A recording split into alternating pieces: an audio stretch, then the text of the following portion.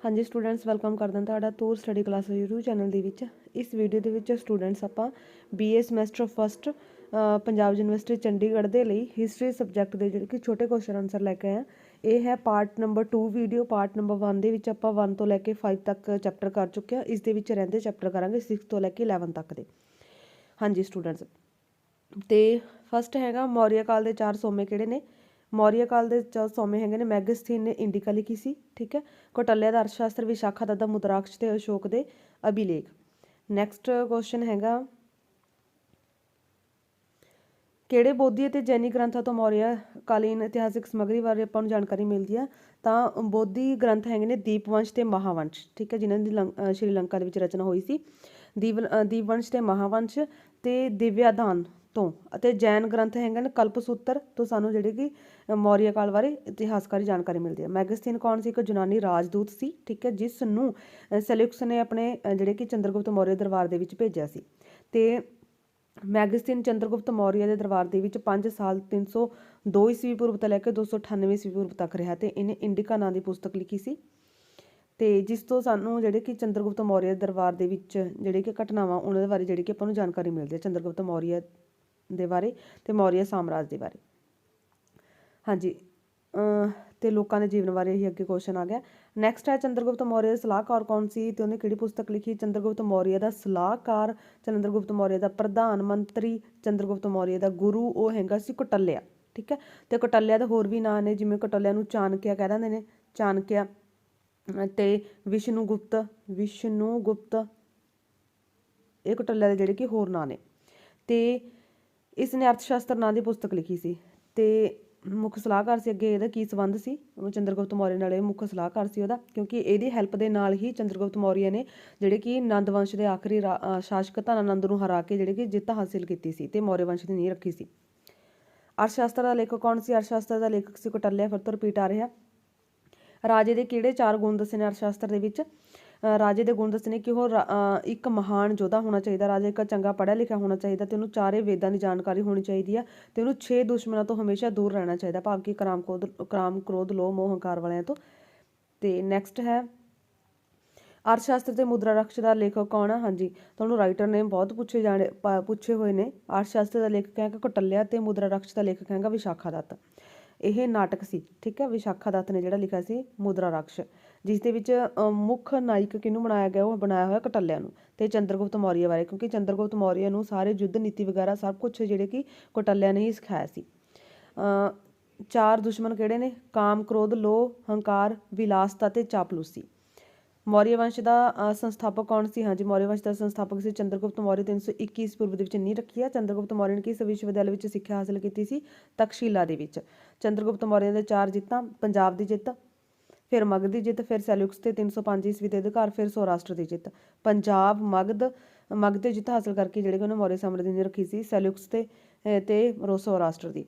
चंद्रगुप्त मौर्य की पहली जित्त सी पंजाब की 322 ईस्वी पूर्व के पंजाब नूं जित्तिया सी, ते मगध के 321 ईस्वी दे विच कब्जा किया सी। उस समय मगध के शासक सी धनानंद का राज सी। धनानंद नूं हरा के फिर नंद वंश का अंत करके मौर्य साम्राज्य की नींह रखी सी।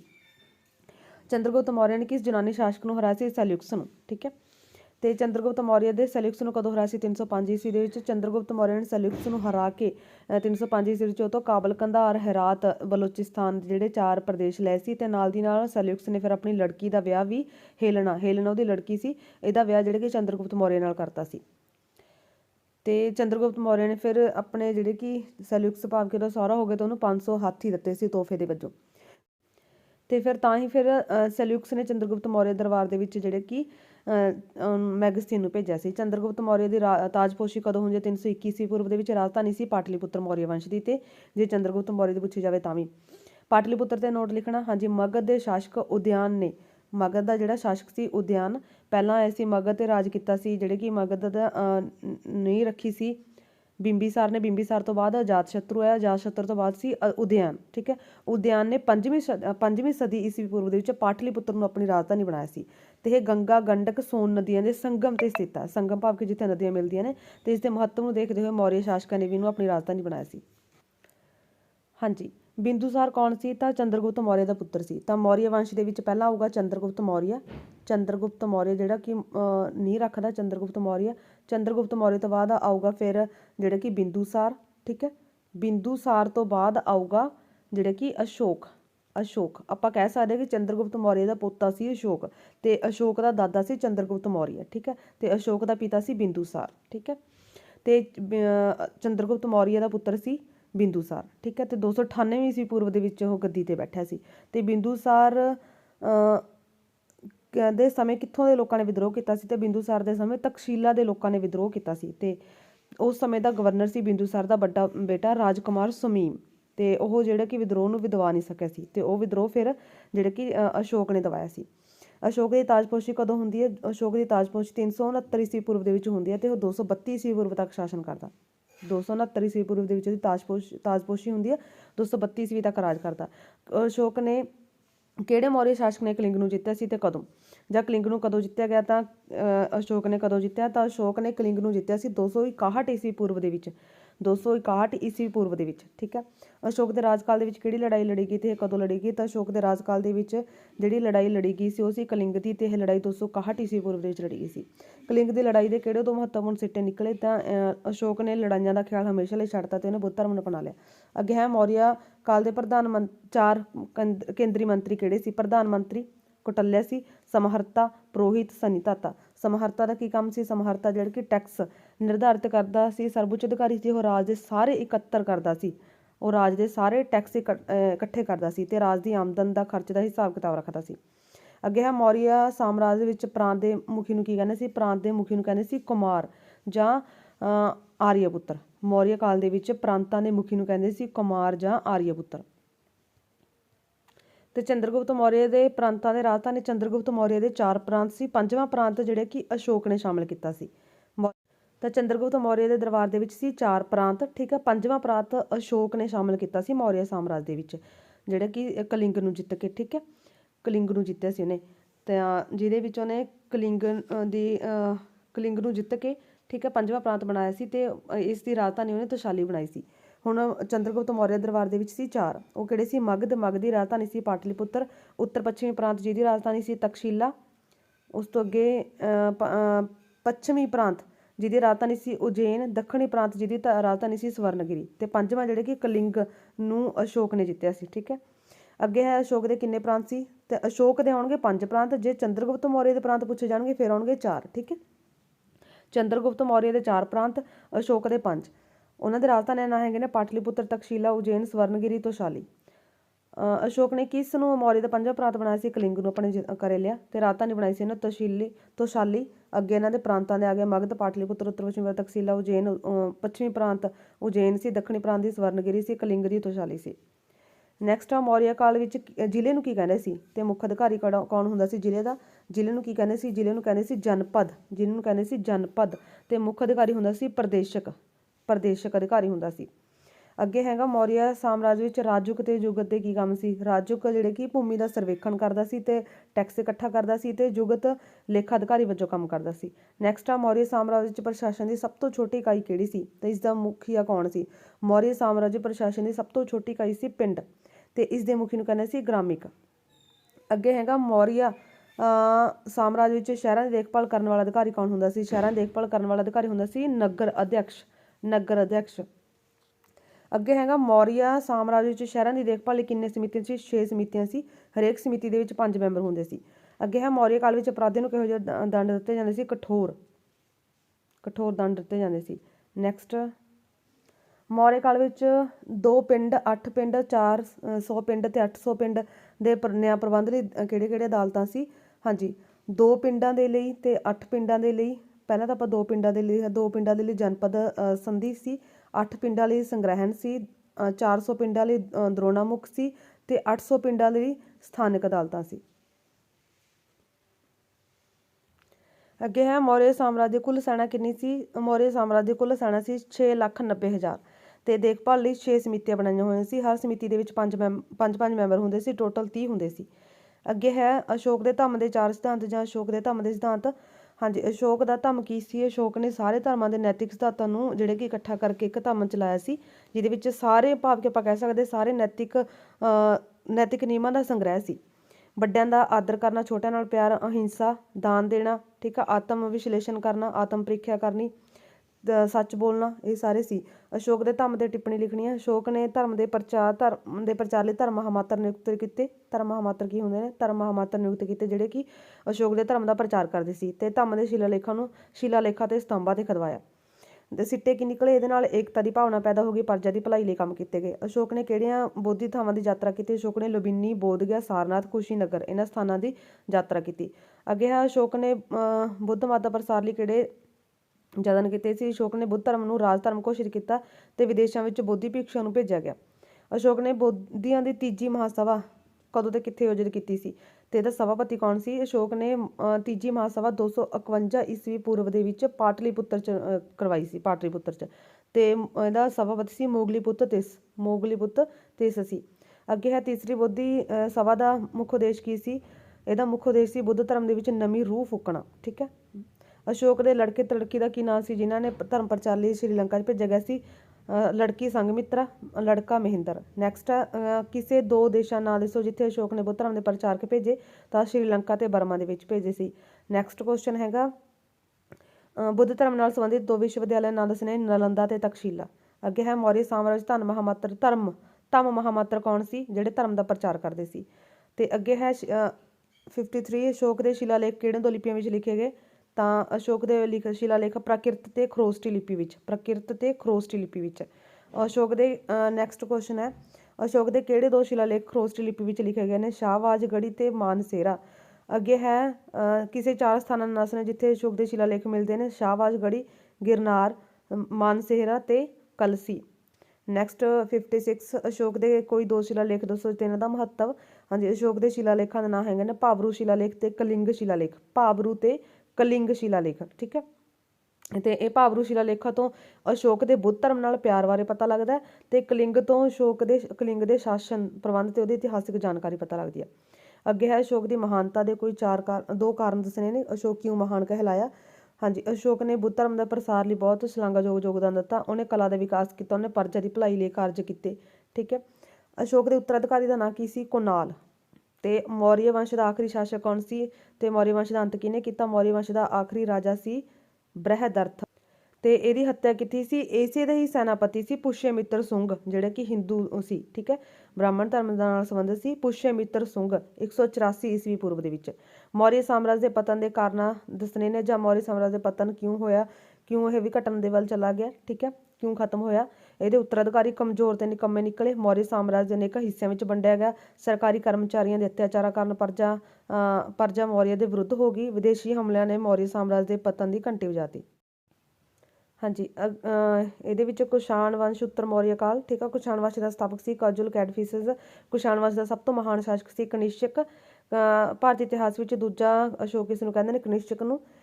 ਕਨਿਸ਼ਕ ਦਾ ਸ਼ਾਸਨ ਕਾਲ 120 ਈਸਵੀ ਤੋਂ ਲੈ ਕੇ 162 ਈਸਵੀ ਤੱਕ ਸੀ। ਕਨਿਸ਼ਕ ਦੀਆਂ ਜਿੱਤਾਂ, ਮਗਧ ਦੀ ਜਿੱਤ, ਕਸ਼ਮੀਰ ਦੀ ਜਿੱਤ, ਤੇ ਕਨਿਸ਼ਕ ਨੇ ਮਗਧ ਦੀ ਜਿੱਤ ਦੇ ਦੌਰਾਨ ਕਿਹੜੇ ਬੋਧੀ ਭਿਕਸ਼ੂ ਨਾਲ ਮੁਲਾਕਾਤ ਕੀਤੀ ਸੀ? ਅਸ਼ਵਘੋਸ਼ ਨਾਲ, ਜਿਸ ਨੇ ਬੁੱਧ ਚਰਿੱਤ ਲਿਖਿਆ। ਕਨਿਸ਼ਕ ਦੀ ਮਹੱਤਵਪੂਰਨ ਜਿੱਤ ਸੀ ਚੀਨ ਦੀ ਜਿੱਤ। ਕਨਿਸ਼ਕ ਨੇ ਕਿਹੜੇ ਤਿੰਨ ਚੀਨੀ ਪ੍ਰਾਂਤਾਂ ਨੂੰ ਆਪਣੇ ਸਾਮਰਾਜ ਵਿੱਚ ਸ਼ਾਮਲ ਕੀਤਾ ਸੀ? ਕਾਸ਼ਗਰ, ਖੋਤਾਨ ਤੇ ਜ਼ਾਰਕੰਦ। ਕਨਿਸ਼ਕ ਦੀ ਰਾਜਧਾਨੀ ਸੀ ਪੁਰਸ਼ਪੁਰ, ਪਿਸ਼ਾਵਰ। ਕਨਿਸ਼ਕ ਦੇ ਦਰਬਾਰ ਦੇ ਬੋਧੀ ਵਿਦਵਾਨਾਂ ਦਾ ਦੱਸਣੇ ਨੇ। ਬੋਧੀ ਵਿਦਵਾਨ ਸੀ ਇਹਦੇ ਅਸ਼ਵਘੋਸ਼ ਤੇ ਨਾਗਾਰਜੁਨ। ਅੱਗੇ ਅਸ਼ਵਘੋਸ਼ ਬਾਰੇ ਕੁਐਸਚਨ ਪੁੱਛ ਰਿਹਾ। ਅਸ਼ਵਘੋਸ਼ ਜਿਹੜੇ ਕਿ ਕਨਿਸ਼ਕ ਦੇ ਦਰਬਾਰ ਦਾ ਸਭ ਤੋਂ ਪ੍ਰਸਿੱਧ ਵਿਦਵਾਨ ਸੀ, ਤੇ ਉਹ ਮਹਾਨ ਕਵੀ ਤੇ ਨਾਟਕਕਾਰ ਸੀ, ਤੇ ਉਹਨੇ ਅਨੇਕਾਂ ਗ੍ਰੰਥਾਂ ਰਚਨਾ ਕੀਤੀ ਸੀ, ਜਿਹਦੇ ਵਿੱਚੋਂ ਬੁੱਧ ਚਰਿੱਤ ਉਹਦਾ ਸਭ ਤੋਂ ਵੱਧ ਪ੍ਰਸਿੱਧ ਸੀ। ਨਾਗਾਰਜੁਨ ਕਨਿਸ਼ਕ ਦੇ ਕਾਲ ਦਾ ਸਭ ਤੋਂ ਪ੍ਰਸਿੱਧ ਦਾਰਸ਼ਨਿਕ ਸੀ, ਫਿਲਾਸਫਰ ਸੀ, ਤੇ ਉਹਨੇ ਅਨੇਕਾਂ ਬੌਧਿਕ ਗ੍ਰੰਥਾਂ ਰਚਨਾ ਕੀਤੀ ਸੀ, ਤੇ ਇਹਨਾਂ ਦੇ ਵਿੱਚੋਂ ਮਾਧਿਮਿਕ ਸੂਤਰ ਨਾਂ ਦਾ ਗ੍ਰੰਥ ਉਹਦਾ ਸਭ ਤੋਂ ਵੱਧ ਪ੍ਰਸਿੱਧ ਸੀ। ਅੱਗੇ 13 ਵਸੂਮਿੱਤਰ ਕੌਣ ਸੀ? ਵਸੂਮਿੱਤਰ ਕਨਿਸ਼ਕ ਦੇ ਦਰਬਾਰ ਦਾ ਇੱਕ ਪ੍ਰਸਿੱਧ ਬੋਧੀ ਵਿਦਵਾਨ ਸੀ, ਜਿਸ ਨੇ ਮਹਾਵਿਭਾਸ਼ ਨਾਂ ਦੇ ਗ੍ਰੰਥ ਦੀ ਰਚਨਾ ਕੀਤੀ ਸੀ ਵਸੂਮਿੱਤਰ ਨੇ। ਨੈਕਸਟ ਹੈ ਕੁਐਸਚਨ ਨੰਬਰ 14, ਕਨਿਸ਼ਕ ਦੇ ਦਰਬਾਰੀ ਵੇਦ ਕੌਣ ਸੀ? ਵੈਦ, ਠੀਕ ਹੈ, ਵੈਦ ਸੀ ਚਰਕ ਵੈਦ ਸੀ ਕਨਿਸ਼ਕ ਦਾ। ਚਰਕ ਸੰਹਿਤਾ ਤੇ ਟਿੱਪਣੀ ਲਿਖੋ। हाँ जी, चरक संहिता आयुर्वेद ਜਿਹੜੇ ਸਟੂਡੈਂਟਸ ਪਹਿਲਾਂ ਪ੍ਰੀਵੀਅਸ ਈਅਰ ਇਹਦੇ ਵਿੱਚ ਆਏ ਹੋਏ ਨੇ ਉਹ ਜ਼ਰੂਰ ਪੱਕੇ ਤੌਰ ਤੇ ਕਰਨੇ ਨੇ ਤੇ ਜਿਹੜੇ ਬਾਕੀਆਂ ਨੂੰ ਉਹਨਾਂ ਨੇ ਰੀਡਿੰਗ ਕਰ ਲੈਣੀ ਹੈ। ਠੀਕ ਹੈ, ਚਰਕ ਸੰਹਿਤਾ ਆਯੁਰਵੇਦ ਦਾ ਇੱਕ ਪ੍ਰਸਿੱਧ ਗ੍ਰੰਥ ਹੈ। ਠੀਕ ਹੈ, ਆਯੁਰਵੇਦ ਦਾ ਗ੍ਰੰਥ ਹੈ। ਇਹਦਾ ਲੇਖਕ ਸੀ ਚਰਕ ਤੇ ਕਨਿਸ਼ਕ ਦੇ ਦਰਬਾਰ ਦੇ ਇਹ ਮਹਾਨ ਡਾਕਟਰ ਸੀ। ਠੀਕ ਹੈ, ਤੇ ਉਹਨੇ ਆਯੁਰਵੇਦ ਵਿਗਿਆਨ ਦੇ ਖੇਤਰ ਵਿੱਚ ਸ਼ਲਾਘਾਯੋਗ ਯੋਗਦਾਨ ਦਿੱਤਾ ਆਪਣਾ, ਭਾਵ ਕਿ ਇਹ ਵੈਦ ਸੀ ਚਰਕ। ਤੇ ਇਹਨੇ ਜਿਹੜਾ ਗ੍ਰੰਥ ਲਿਖਿਆ ਉਹ ਚਰਕ ਸੰਹਿਤਾ ਸੀ। ਚਰਕ ਸੰਹਿਤਾ। ਅਸ਼ੋਕ ਕਨਿਸ਼ਕ ਨੇ ਬੁੱਧ ਮਤ ਦੀ ਕਿਹੜੀ ਸੰਪਰਦਾਇ ਅਪਣਾਈ ਸੀ? ਕਨਿਸ਼ਕ ਨੇ ਮਹਾਯਾਨ ਜਿਹੜੀ ਕਿ ਅਪਣਾਈ ਸੀ, ਮਹਾਯਾਨ ਸੰਪਰਦਾਇ। ਨੈਕਸਟ ਹੈਗਾ ਚੌਥੀ ਬੋਧੀ ਸਭਾ ਦਾ ਚੌਥੀ ਬੋਧੀ ਸਭਾ ਦਾ ਆਯੋਜਨ ਕਿੱਥੇ ਕੀਤਾ ਗਿਆ ਸੀ? ਤਾਂ ਚੌਥੀ ਬੋਧੀ ਸਭਾ ਦਾ ਆਯੋਜਨ ਜਿਹੜਾ ਕਿ ਕਨਿਸ਼ਕ ਨੇ ਕੀਤਾ ਸੀ। ਠੀਕ ਹੈ, ਕਸ਼ਮੀਰ ਦੇ ਵਿੱਚ, ਕਸ਼ਮੀਰ ਦੇ ਕੁੰਡਲਗ੍ਰਾਮ ਦੇ ਵਿੱਚ ਪਹਿਲੀ ਸਦੀ ਈਸਵੀ ਪੂਰਵ ਦੇ ਵਿੱਚ, ਪਹਿਲੀ ਸਦੀ ਈਸਵੀ ਪੂਰਵ ਦੇ ਵਿੱਚ। ਚੌਥੀ ਬੋਧੀ ਪ੍ਰੀਸ਼ਦ ਕਿੱਥੇ ਤੇ ਕਿਸ ਰਾਜੇ ਦੀ ਸਰਪ੍ਰਸਤੀ ਵਿੱਚ ਹੋਈ? ਕਨਿਸ਼ਕ ਦੇ ਨੇ ਕਰਵਾਈ ਸੀ ਇਹ ਕਸ਼ਮੀਰ ਦੇ ਵਿੱਚ।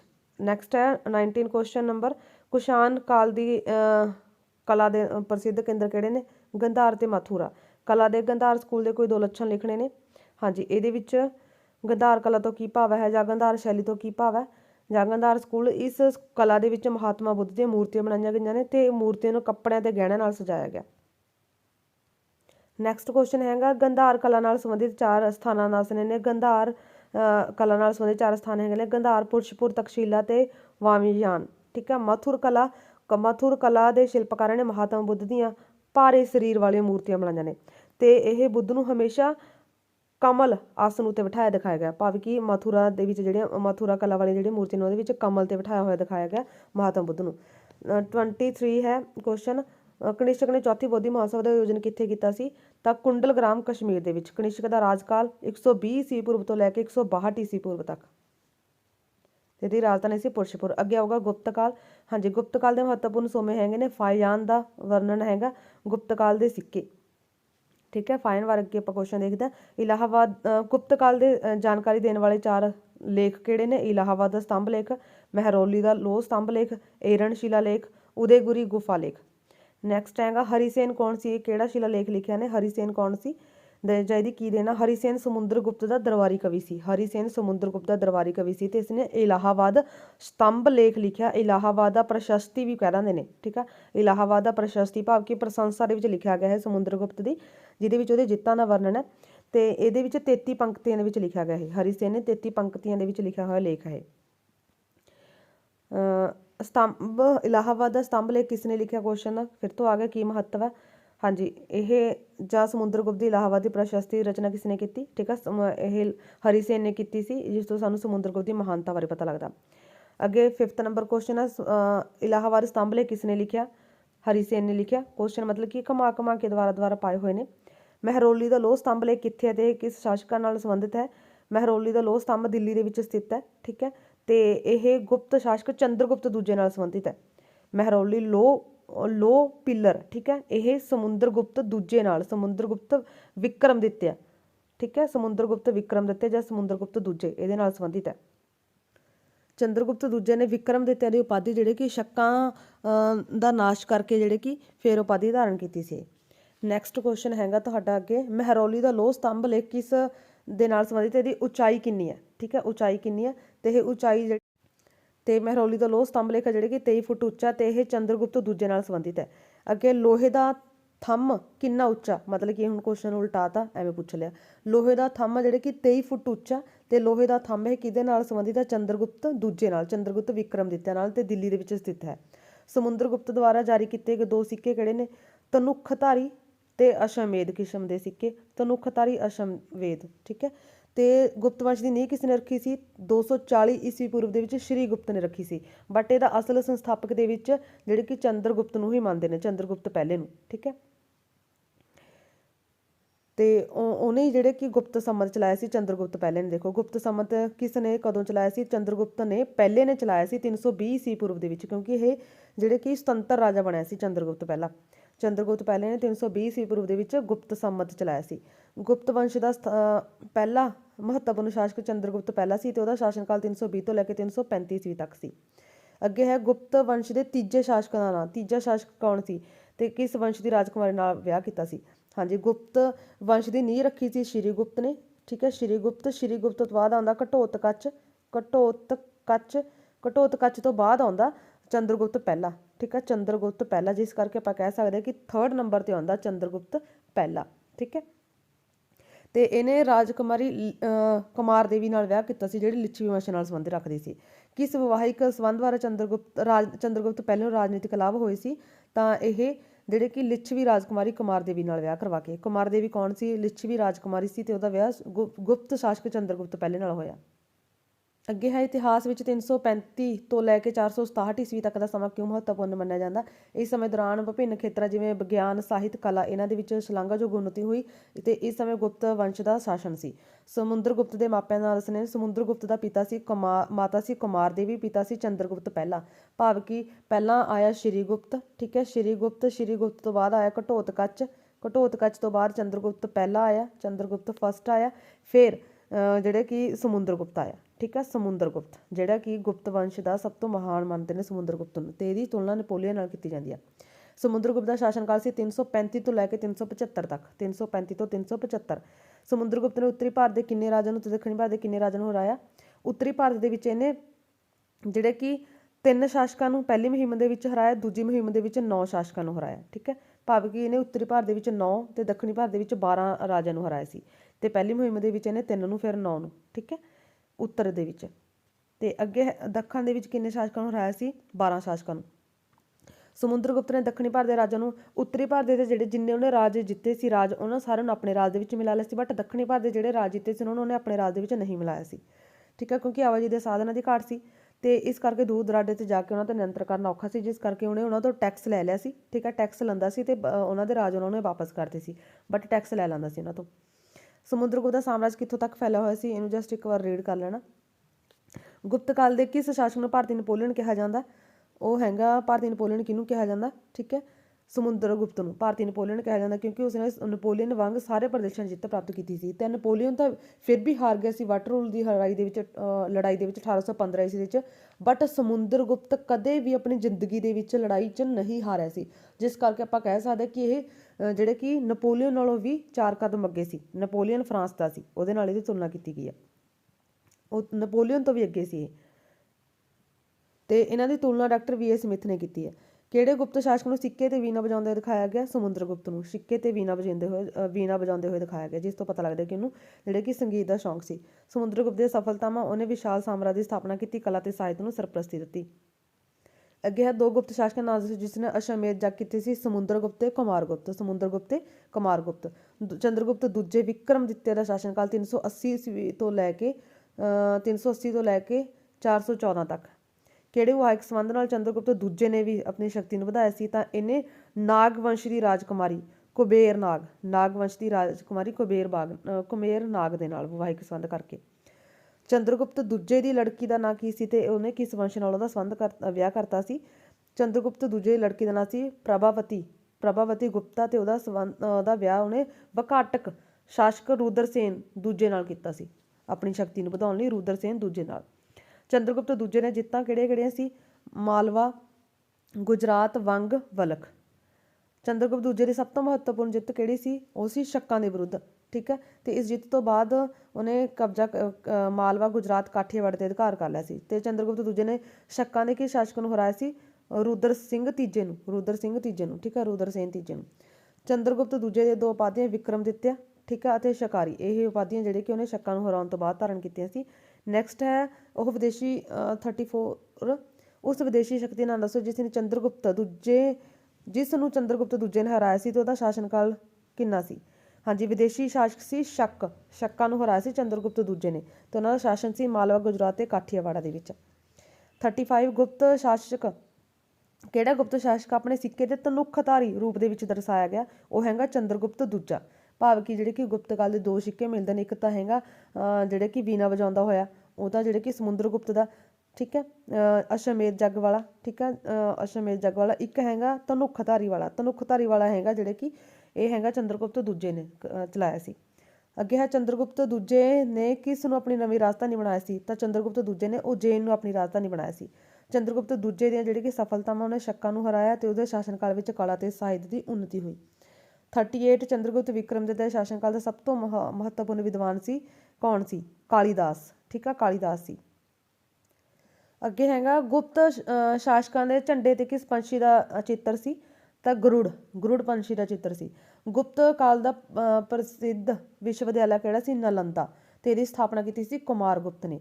ਤੇ ਗੁਪਤ ਸ਼ਾਸਕ ਦਾ ਨਾਮ ਦੱਸੋ ਜਿਸ ਨੇ ਨਾਲੰਦਾ ਮੱਠ ਨੂੰ ਬੋਧੀ ਵਿਸ਼ਵ ਵਿਦਿਆਲੇ ਵਿੱਚ ਤਬਦੀਲ ਕੀਤਾ ਸੀ? ਤਾਂ ਚੰਦਰਗੁਪਤ ਦੂਜੇ ਨੇ ਨਾਲੰਦਾ ਮੱਠ ਨੂੰ ਵਿਸ਼ਵ ਵਿਦਿਆਲੇ ਦੇ ਵਿੱਚ ਚੇਂਜ ਕੀਤਾ ਸੀ। ਠੀਕ ਹੈ। ਤੇ ਗੁਪਤ ਕਾਲ ਦਾ ਕਿਹੜਾ ਚੀਨੀ ਯਾਤਰੀ ਸੀ ਜਿਹੜਾ ਕਿਹੜਾ ਚੀਨੀ ਯਾਤਰੀ ਭਾਰਤ ਆਇਆ ਸੀ ਤੇ ਉਸ ਸਮੇਂ ਸ਼ਾਸਕ ਕਿਹੜਾ ਸੀ? ਤਾਂ ਚੰਦਰਗੁਪਤ ਦੂਜੇ ਦੇ ਸਮੇਂ ਫਾਹਿਆਨ ਭਾਰਤ ਆਇਆ ਸੀ ਤੇ ਉਸ ਸਮੇਂ ਜਿਹੜਾ ਕਿ ਰਾਜ ਸੀ ਚੰਦਰਗੁਪਤ ਦੂਜੇ ਦਾ, ਭਾਵ ਕਿ ਚੰਦਰਗੁਪਤ ਦੂਜੇ ਦੇ ਸਮੇਂ ਫਾਹਿਆਨ ਭਾਰਤ ਆਇਆ ਸੀ ਜਿਸ ਨੇ ਫੋਕੋਕੀ ਨਾਂ ਦੀ ਪੁਸਤਕ ਦੀ ਰਚਨਾ ਕੀਤੀ ਸੀ। ਅੱਗੇ ਆਏ ਗਿਆ। ਠੀਕ ਹੈ। ਫਾਹਿਆਨ ਕੌਣ ਸੀ? ਚੀਨੀ ਯਾਤਰੀ ਸੀ। ਤੇ ਫਾਹਿਆਨ ਕਿਸ ਦੇ ਸਮੇਂ ਭਾਰਤ ਆਇਆ ਸੀ? ਜਿਹੜਾ ਕਿ ਚੰਦਰਗੁਪਤ ਦੂਜੇ ਦੇ ਸਮੇਂ। ਤੇ ਫਾਹਿਆਨ ਇੱਕ ਜਿਹੜਾ ਕਿ 405 ਈਸਵੀ ਦੇ ਪੂਰਵ ਦੇ ਵਿੱਚ ਆਇਆ ਸੀ ਤੇ 411 ਈਸਵੀ ਤੱਕ ਠਹਿਰਿਆ ਤੇ ਉਹ ਚੰਦਰਗੁਪਤ ਦੂਜੇ ਦੇ ਬਾਰੇ ਵਰਣਨ ਕਰਦਾ। ਅੱਗੇ ਆਪਣਾ ਕੁਐਸਚਨ ਹੋਏਗਾ ਕਿ ਉਹਨੇ ਕਿਹੜੀ ਪੁਸਤਕ ਲਿਖੀ ਸੀ? ਫੋਕੋਕੀ। ਠੀਕ ਹੈ। ਫਾਹਿਆਨ ਪਾਟਲੀਪੁੱਤਰ ਬਾਰੇ ਕੀ ਦੱਸਦਾ? ਉਹ ਇਹ ਦੱਸਦਾ ਕਿ ਉੱਥੇ ਵਿਸ਼ਾਲ ਮੱਠ ਸਥਾਪਿਤ ਸੀ ਜੋ ਬੁੱਧ ਧਰਮ ਦੀ ਮਹਾਯਾਨ ਤੇ ਹੀਨ ਸ਼ਾਖਾ ਨਾਲ ਸੰਬੰਧਿਤ ਸੀ ਤੇ ਇੱਥੇ ਅਸ਼ੋਕ ਦੇ ਰਾਜ ਮਹਿਲ ਦੀ ਉਸਾਰੀ ਦੇਵਤਿਆਂ ਨੇ ਕੀਤੀ ਸੀ। ਠੀਕ ਹੈ ਵੀ ਇੰਨਾ ਵਧੀਆ ਸੀ ਇਹ। ਫਾਹਿਆਨ ਨੇ ਲੋਕਾਂ ਦੀ ਸਮਾਜਿਕ ਦਸ਼ਾ ਕਿਵੇਂ ਦੱਸੀ ਆ? ਲੋਕਾਂ ਦਾ ਸਾਦਾ ਤੇ ਪਵਿੱਤਰ ਜੀਵਨ ਸੀ। ਨੀਵੀਆਂ ਜਾਤਾਂ ਦੇ ਲੋਕਾਂ ਨੂੰ ਝੰਡਾਲ ਕਿਹਾ ਜਾਂਦਾ ਸੀ ਜਿਨ੍ਹਾਂ ਨਾਲ ਉੱਚੀ ਜਾਤੀ ਦੇ ਲੋਕ ਆ ਜਿਹੜੇ ਕਿ ਮਾੜਾ ਸਲੂਕ ਕਰਦੇ ਸੀ। ਅੱਗੇ ਫਾਹਿਆਨ ਨੇ ਆਰਥਿਕ ਦਸ਼ਾ ਕੀ ਦੱਸੀ ਆ? ਕਿ ਆਰਥਿਕ ਪੱਖ ਤੋਂ ਲੋਕ ਖੁਸ਼ਹਾਲ ਸੀ। ਭਾਰਤ ਦਾ ਵਿਦੇਸ਼ੀ ਵਪਾਰ ਹੁੰਦਾ ਸੀ। ਚੰਦਰਗੁਪਤ ਦੂਜੇ ਦੇ ਉੱਤਰਾਧਿਕਾਰੀ ਕਿਹੜੇ ਕਿਹੜੇ ਸੀ? ਸਕੰਦਗੁਪਤ ਤੇ ਕੁਮਾਰਗੁਪਤ। ਸਕੰਦਗੁਪਤ ਤੇ ਕੁਮਾਰਗੁਪਤ। ਸਕੰਦਗੁਪਤ ਦਾ ਸ਼ਾਸਨ ਕਾਲ 455 ਤੋਂ ਲੈ ਕੇ 467। ਸਕੰਦਗੁਪਤ ਦੀਆਂ ਸਫਲਤਾਵਾਂ। ਸਕੰਦਗੁਪਤ ਨੇ ਇੱਕ ਤਾਂ ਹੂਣਾਂ ਨੂੰ ਹਰਾਇਆ ਸੀ। ਹੂਣ ਜਿਹੜੇ ਜਾਤੀ ਸੀ। ਠੀਕ ਹੈ। ਜਿਨ੍ਹਾਂ ਦੇ ਹਮਲਿਆਂ ਨਾਲ ਹੀ ਜਿਹੜੇ ਕਿ ਗੁਪਤ ਵੰਸ਼ ਅੱਗੇ ਖਤਮ ਹੋ ਜਾਊਗਾ। ਤੇ ਉਹਨੇ ਸੁਦਰਸ਼ਨ ਝੀਲ ਦੀ ਮੁਰੰਮਤ ਕਰਵਾਈ ਸੀ। ਸੁਦਰਸ਼ਨ ਝੀਲ ਕਿੱਥੇ ਹੈ? ਤੇ ਸਕੰਦਗੁਪਤ ਦੇ ਸਮੇਂ ਦੀ ਮੁਰੰਮਤ ਕਿਸ ਉਸ ਦੇ ਕਿਹੜੇ ਅਧਿਕਾਰੀ ਨੇ ਕੀਤੀ ਸੀ? ਸੁਦਰਸ਼ਨ ਝੀਲ ਗੁਜਰਾਤ ਦੇ ਵਿੱਚ ਕਾਠੀਆਵਾੜਾ ਦੇ ਵਿੱਚ ਸਥਿਤ ਆ। ਗੁਜਰਾਤ ਦੇ ਕਾਠੀਆਵਾੜਾ ਦੇ ਵਿੱਚ ਸਥਿਤ ਆ ਸੁਦਰਸ਼ਨ ਝੀਲ।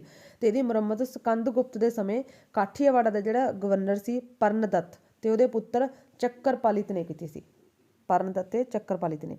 ਹੂਣ ਕੌਣ ਸੀ? ਹੂਣ ਇੱਕ ਮੱਧ ਏਸ਼ੀਆ ਦੀ ਇੱਕ ਜ਼ਾਲਮ ਤੇ ਅਸੱਭਿਆ ਜਾਤੀ ਸੀ। ਦੋ ਹੂਣ ਹਮਲਾਵਰਾਂ ਦੇ ਨਾਂ ਦੱਸਣੇ ਨੇ, ਤੁਰਮਾਨ ਤੇ ਮਿਹਰਕੁਲ। ਹੂਣਾਂ ਦੇ ਹਮਲਿਆਂ ਦੇ ਪ੍ਰਭਾਵ ਇਹਦੇ ਨਾਲ ਗੁਪਤ ਸਾਮਰਾਜ ਨੂੰ ਦੇ ਪਤਨ ਨੂੰ ਤੇਜ਼ ਕਰਤਾ ਤੇ ਇਹਨਾਂ ਦੇ ਨਾਲ ਭਾਰਤੀ ਸੰਸਕ੍ਰਿਤੀ ਨੂੰ ਡੂੰਘੇ ਸੱਟ ਵੱਜੀ। ਅੱਗੇ ਕਿਹੜੀ ਜਾਤੀ ਦੇ ਵਿਦੇਸ਼ੀ ਹਮਲਾਵਰਾਂ ਨੇ ਗੁਪਤ ਸਾਮਰਾਜ ਦੇ ਪਤਨ ਦੇ ਵਿੱਚ ਯੋਗਦਾਨ ਪਾਇਆ? ਹੂਣਾਂ ਨੇ। ਠੀਕ ਹੈ। ਗੁਪਤ ਸਾਮਰਾਜ ਦੇ ਪਤਨ ਦੇ ਕਾਰਨ ਗੁਪਤ ਸਾਮਰਾਜ ਬਹੁਤ ਵਿਸ਼ਾਲ ਸੀ। ਸਕੰਦਗੁਪਤ ਦੇ ਉੱਤਰਾਧਿਕਾਰੀ ਨਿਕੰਮੇ ਨਿਕਲ ਗਏ ਤੇ ਗੁਪਤ ਸ਼ਾਸਕਾਂ ਨੇ ਉੱਤਰ ਪੱਛਮੀ ਸੀਮਾ ਦੀ ਸੁਰੱਖਿਆ ਵੱਲ ਕੋਈ ਧਿਆਨ ਨਹੀਂ ਦਿੱਤਾ ਤੇ ਹੂਣਾਂ ਦੇ ਹਮਲੇ ਗੁਪਤ ਸਾਮਰਾਜ ਦੀ ਵਿਨਾਸ਼ਕਾਰੀ ਲਈ ਸਿੱਧ ਸਾਬਿਤ ਹੋ ਗਏ। ਅੱਗੇ ਹੈ ਗੁਪਤ ਕਾਲ ਦੇ ਪ੍ਰਸਿੱਧ ਮੰਤਰੀ ਦੇ ਕਿਹੜੇ ਕਿਹੜੇ ਸੀ? ਸੰਧੀ ਵਿਗ੍ਰਹਿਕ, ਮਹਾਦੰਡ ਨਾਇਕ, ਮਹਾਪ੍ਰਤੀਹਾਰ, ਮਹਾਵਾਲਾਧਿਕਾਰਿਤਾ। ਗੁਪਤ ਕਾਲ ਵਿੱਚ ਪ੍ਰਾਂਤਾਂ ਨੂੰ ਕੀ ਕਹਿੰਦੇ ਸੀ? ਪ੍ਰਾਂਤਾਂ ਨੂੰ ਕਹਿੰਦੇ ਸੀ ਦੇਸ਼ ਜਾਂ ਭੁਗਤੀ। ਤੇ ਐਵੇਂ ਤੁਸੀਂ ਯਾਦ ਰੱਖਣਾ ਕਿ ਮੌਰੀਆ ਕਾਲ ਦੇ ਵਿੱਚ ਪ੍ਰਾਂਤਾਂ ਨੂੰ ਕੀ ਕਹਿੰਦੇ ਸੀ? ਠੀਕ ਹੈ। ਮੌਰੀਆ ਕਾਲ ਦੇ ਵਿੱਚ ਪ੍ਰਾਂਤਾਂ ਦਾ ਮੁਖੀਆ ਕੌਣ ਸੀ? ਕੁਮਾਰ ਸੀ। ਠੀਕ ਹੈ। ਤੇ ਗੁਪਤ ਕਾਲ ਦੇ ਵਿੱਚ ਪ੍ਰਾਂਤਾਂ ਨੂੰ ਦੇਸ਼ ਜਾਂ ਭੁਗਤੀ ਕਹਿੰਦੇ ਸੀ ਤੇ ਇਹਨਾਂ ਦਾ ਮੁਖੀਆ ਹੁੰਦਾ ਸੀ ਉਪਾਰਿਕ ਮਹਾਰਾਜ ਜਾਂ ਭੋਗਪਤੀ। ਤੇ ਨੈਕਸਟ ਹੈਗਾ ਗੁਪਤ ਕਾਲ ਵਿੱਚ ਜ਼ਿਲ੍ਹੇ ਨੂੰ ਕੀ ਕਹਿੰਦੇ ਸੀ? ਗੁਪਤ ਕਾਲ ਵਿੱਚ ਜ਼ਿਲ੍ਹੇ ਨੂੰ ਕਹਿੰਦੇ ਸੀ ਵਿਸ਼ੇ ਤੇ ਜ਼ਿਲ੍ਹੇ ਦੇ ਅਧਿਕਾਰੀ ਨੂੰ ਵਿਸ਼ੇਪਤੀ। ਤੇ ਮੌਰੀਆ ਕਾਲ ਦੇ ਵਿੱਚ ਜ਼ਿਲ੍ਹੇ ਨੂੰ ਕਹਿੰਦੇ ਸੀ ਜਨਪਦ ਤੇ ਅਧਿਕਾਰੀ ਹੁੰਦਾ ਸੀ ਇਹਦਾ ਜਨਪਦ ਦਾ ਅਧਿਕਾਰੀ ਹੁੰਦਾ ਸੀ ਪ੍ਰਦੇਸ਼ਕ। ਠੀਕ ਆ, ਪ੍ਰਦੇਸ਼ਕ। ਤੇ ਗੁਪਤ ਕਾਲ ਦੇ ਵਿੱਚ ਜ਼ਿਲ੍ਹਿਆਂ ਨੂੰ ਕਹਿੰਦੇ ਸੀ ਵਿਸ਼ੇ ਤੇ ਮੁੱਖ ਅਧਿਕਾਰੀ ਹੁੰਦਾ ਸੀ ਵਿਸ਼ੇਪਤੀ। ਅੱਗੇ ਹੈਗਾ ਗੁਪਤ ਕਾਲ ਵਿੱਚ ਪ੍ਰਸ਼ਾਸਨ ਦੀ ਸਭ ਤੋਂ ਛੋਟੀ ਇਕਾਈ ਤੇ ਇਹਦਾ ਮੁਖੀਆ ਕੌਣ ਹੁੰਦਾ ਸੀ? ਸਭ ਤੋਂ ਛੋਟੀ ਇਕਾਈ ਸੀ ਪਿੰਡ, ਮੁਖੀਆ ਹੁੰਦਾ ਸੀ ਗ੍ਰਾਮਿਕ। ਤੇ ਮੌਰੀਆ ਕਾਲ ਦੇ ਵਿੱਚ ਵੀ ਪਿੰਡ ਸੀ ਸਭ ਤੋਂ ਛੋਟੀ ਇਕਾਈ ਤੇ ਉਹਨਾਂ ਦਾ ਅਧਿਕਾਰੀ ਹੁੰਦਾ ਸੀ ਗ੍ਰਾਮਿਕ। ਠੀਕ ਹੈ। ਇਸ ਤੋਂ ਇਲਾਵਾ ਗੋਪ ਹੁੰਦਾ ਸੀ। ਗੋਪ ਆ ਜਿਹੜੇ ਕਿ ਭੂਮੀ ਤੇ ਖੇਤੀਬਾੜੀ ਨਾਲ ਸੰਬੰਧਿਤ ਰਿਕਾਰਡ ਇਕੱਠਾ ਕਰਦਾ ਸੀ। ਅੱਗੇ ਹੈਗਾ ਗੁਪਤ ਕਾਲ ਦੇ ਵਿੱਚ ਕਿਸਾਨਾਂ ਤੋਂ ਕਿੰਨਾ ਟੈਕਸ ਲਿਆ ਜਾਂਦਾ ਸੀ? 1/6 ਹਿੱਸਾ ਲਗਾਨ ਲਿਆ ਜਾਂਦਾ ਸੀ। ਇਹ ਤਾਂ ਕੋਈ ਖਾਸ ਇੰਨਾ ਇੰਪੋਰਟੈਂਟ ਇਹਨੂੰ ਛੱਡ ਸਕਦੇ ਹੋ ਨਾ, ਥੋੜ੍ਹੇ ਯਾਦ ਰਹਿਣਾ ਇਹ। ਗੁਪਤ ਕਾਲ ਵਿੱਚ ਲੋਕਾਂ ਦੇ ਮਨੋਰੰਜਨ ਦੇ ਸਾਧਨ ਸੀ ਜੂਆ, ਸੰਗੀਤ, ਸ਼ਿਕਾਰ, ਤਿਉਹਾਰ। ਗੁਪਤ ਕਾਲ ਵਿੱਚ ਸਿੱਖਿਆ ਦੇ ਕੇਂਦਰ। ਗੁਪਤ ਕਾਲ ਦੇ ਵਿੱਚ ਸਿੱਖਿਆ ਦੇ ਕੇਂਦਰ ਨਾਲੰਦਾ ਤੇ ਵਲਵੀ। ਤੇ ਮੌਰੀਆ ਕਾਲ ਦੇ ਵਿੱਚ ਸੀ ਤਕਸ਼ੀਲਾ ਤੇ ਨਾਲੰਦਾ। ਤੇ ਹੁਣ ਇੱਥੇ ਗੁਪਤ ਕਾਲ ਦੇ ਵਿੱਚ ਨਾਲੰਦਾ ਦੇ ਨਾਲ ਆ ਗਿਆ ਸੀ ਵਲਵੀ। ਤੇ ਗੁਪਤ ਕਾਲ ਵਿੱਚ ਲੋਕਾਂ ਦਾ ਮੁੱਖ ਧੰਦਾ ਸੀ ਖੇਤੀਬਾੜੀ, 4 ਫਸਲਾਂ ਗੰਨਾ, ਚੌਲ, ਕਣਕ, ਕਪਾਹ। ਹਾਂਜੀ। ਅੱਗੇ ਗਿਲਡ ਤੋਂ ਤੁਸੀਂ ਕੀ ਸਮਝਦੇ ਹੋ? ਗੁਪਤ ਕਾਲ ਦੇ ਵਿੱਚ ਵੱਖ ਵਪਾਰੀਆਂ ਦੁਆਰਾ ਬਣਾਏ ਗਏ ਸੰਘ ਨੂੰ ਜਿਹੜੇ ਕਿ ਗਿਲਡ ਕਿਹਾ ਜਾਂਦਾ। ਇਹਨਾਂ ਦੇ ਆਪਣੇ ਨਿਯਮ ਹੁੰਦੇ ਸੀ ਤੇ ਆਪਣੇ ਸਾਰੇ ਸੁਤੰਤਰ ਤੌਰ ਤੇ ਕੰਮ ਕਰਦੇ ਸੀ ਤੇ ਸੰਘ ਵਪਾਰੀਆਂ ਦੇ ਹਿੱਤਾਂ ਦਾ ਉਚਿਤ ਖਿਆਲ ਰੱਖਦੇ ਸੀ। ਅੱਗੇ ਹੈ ਉਹਨਾਂ 4 ਪ੍ਰਦੇਸ਼ਾਂ ਨਾਲ ਦੱਸਣੇ ਜਿਨ੍ਹਾਂ ਨੂੰ ਗੁਪਤ ਕਾਲ ਦੇ ਵਿੱਚ ਵਪਾਰਕ ਸੰਬੰਧ ਸਥਾਪਿਤ ਕੀਤੇ ਸੀ।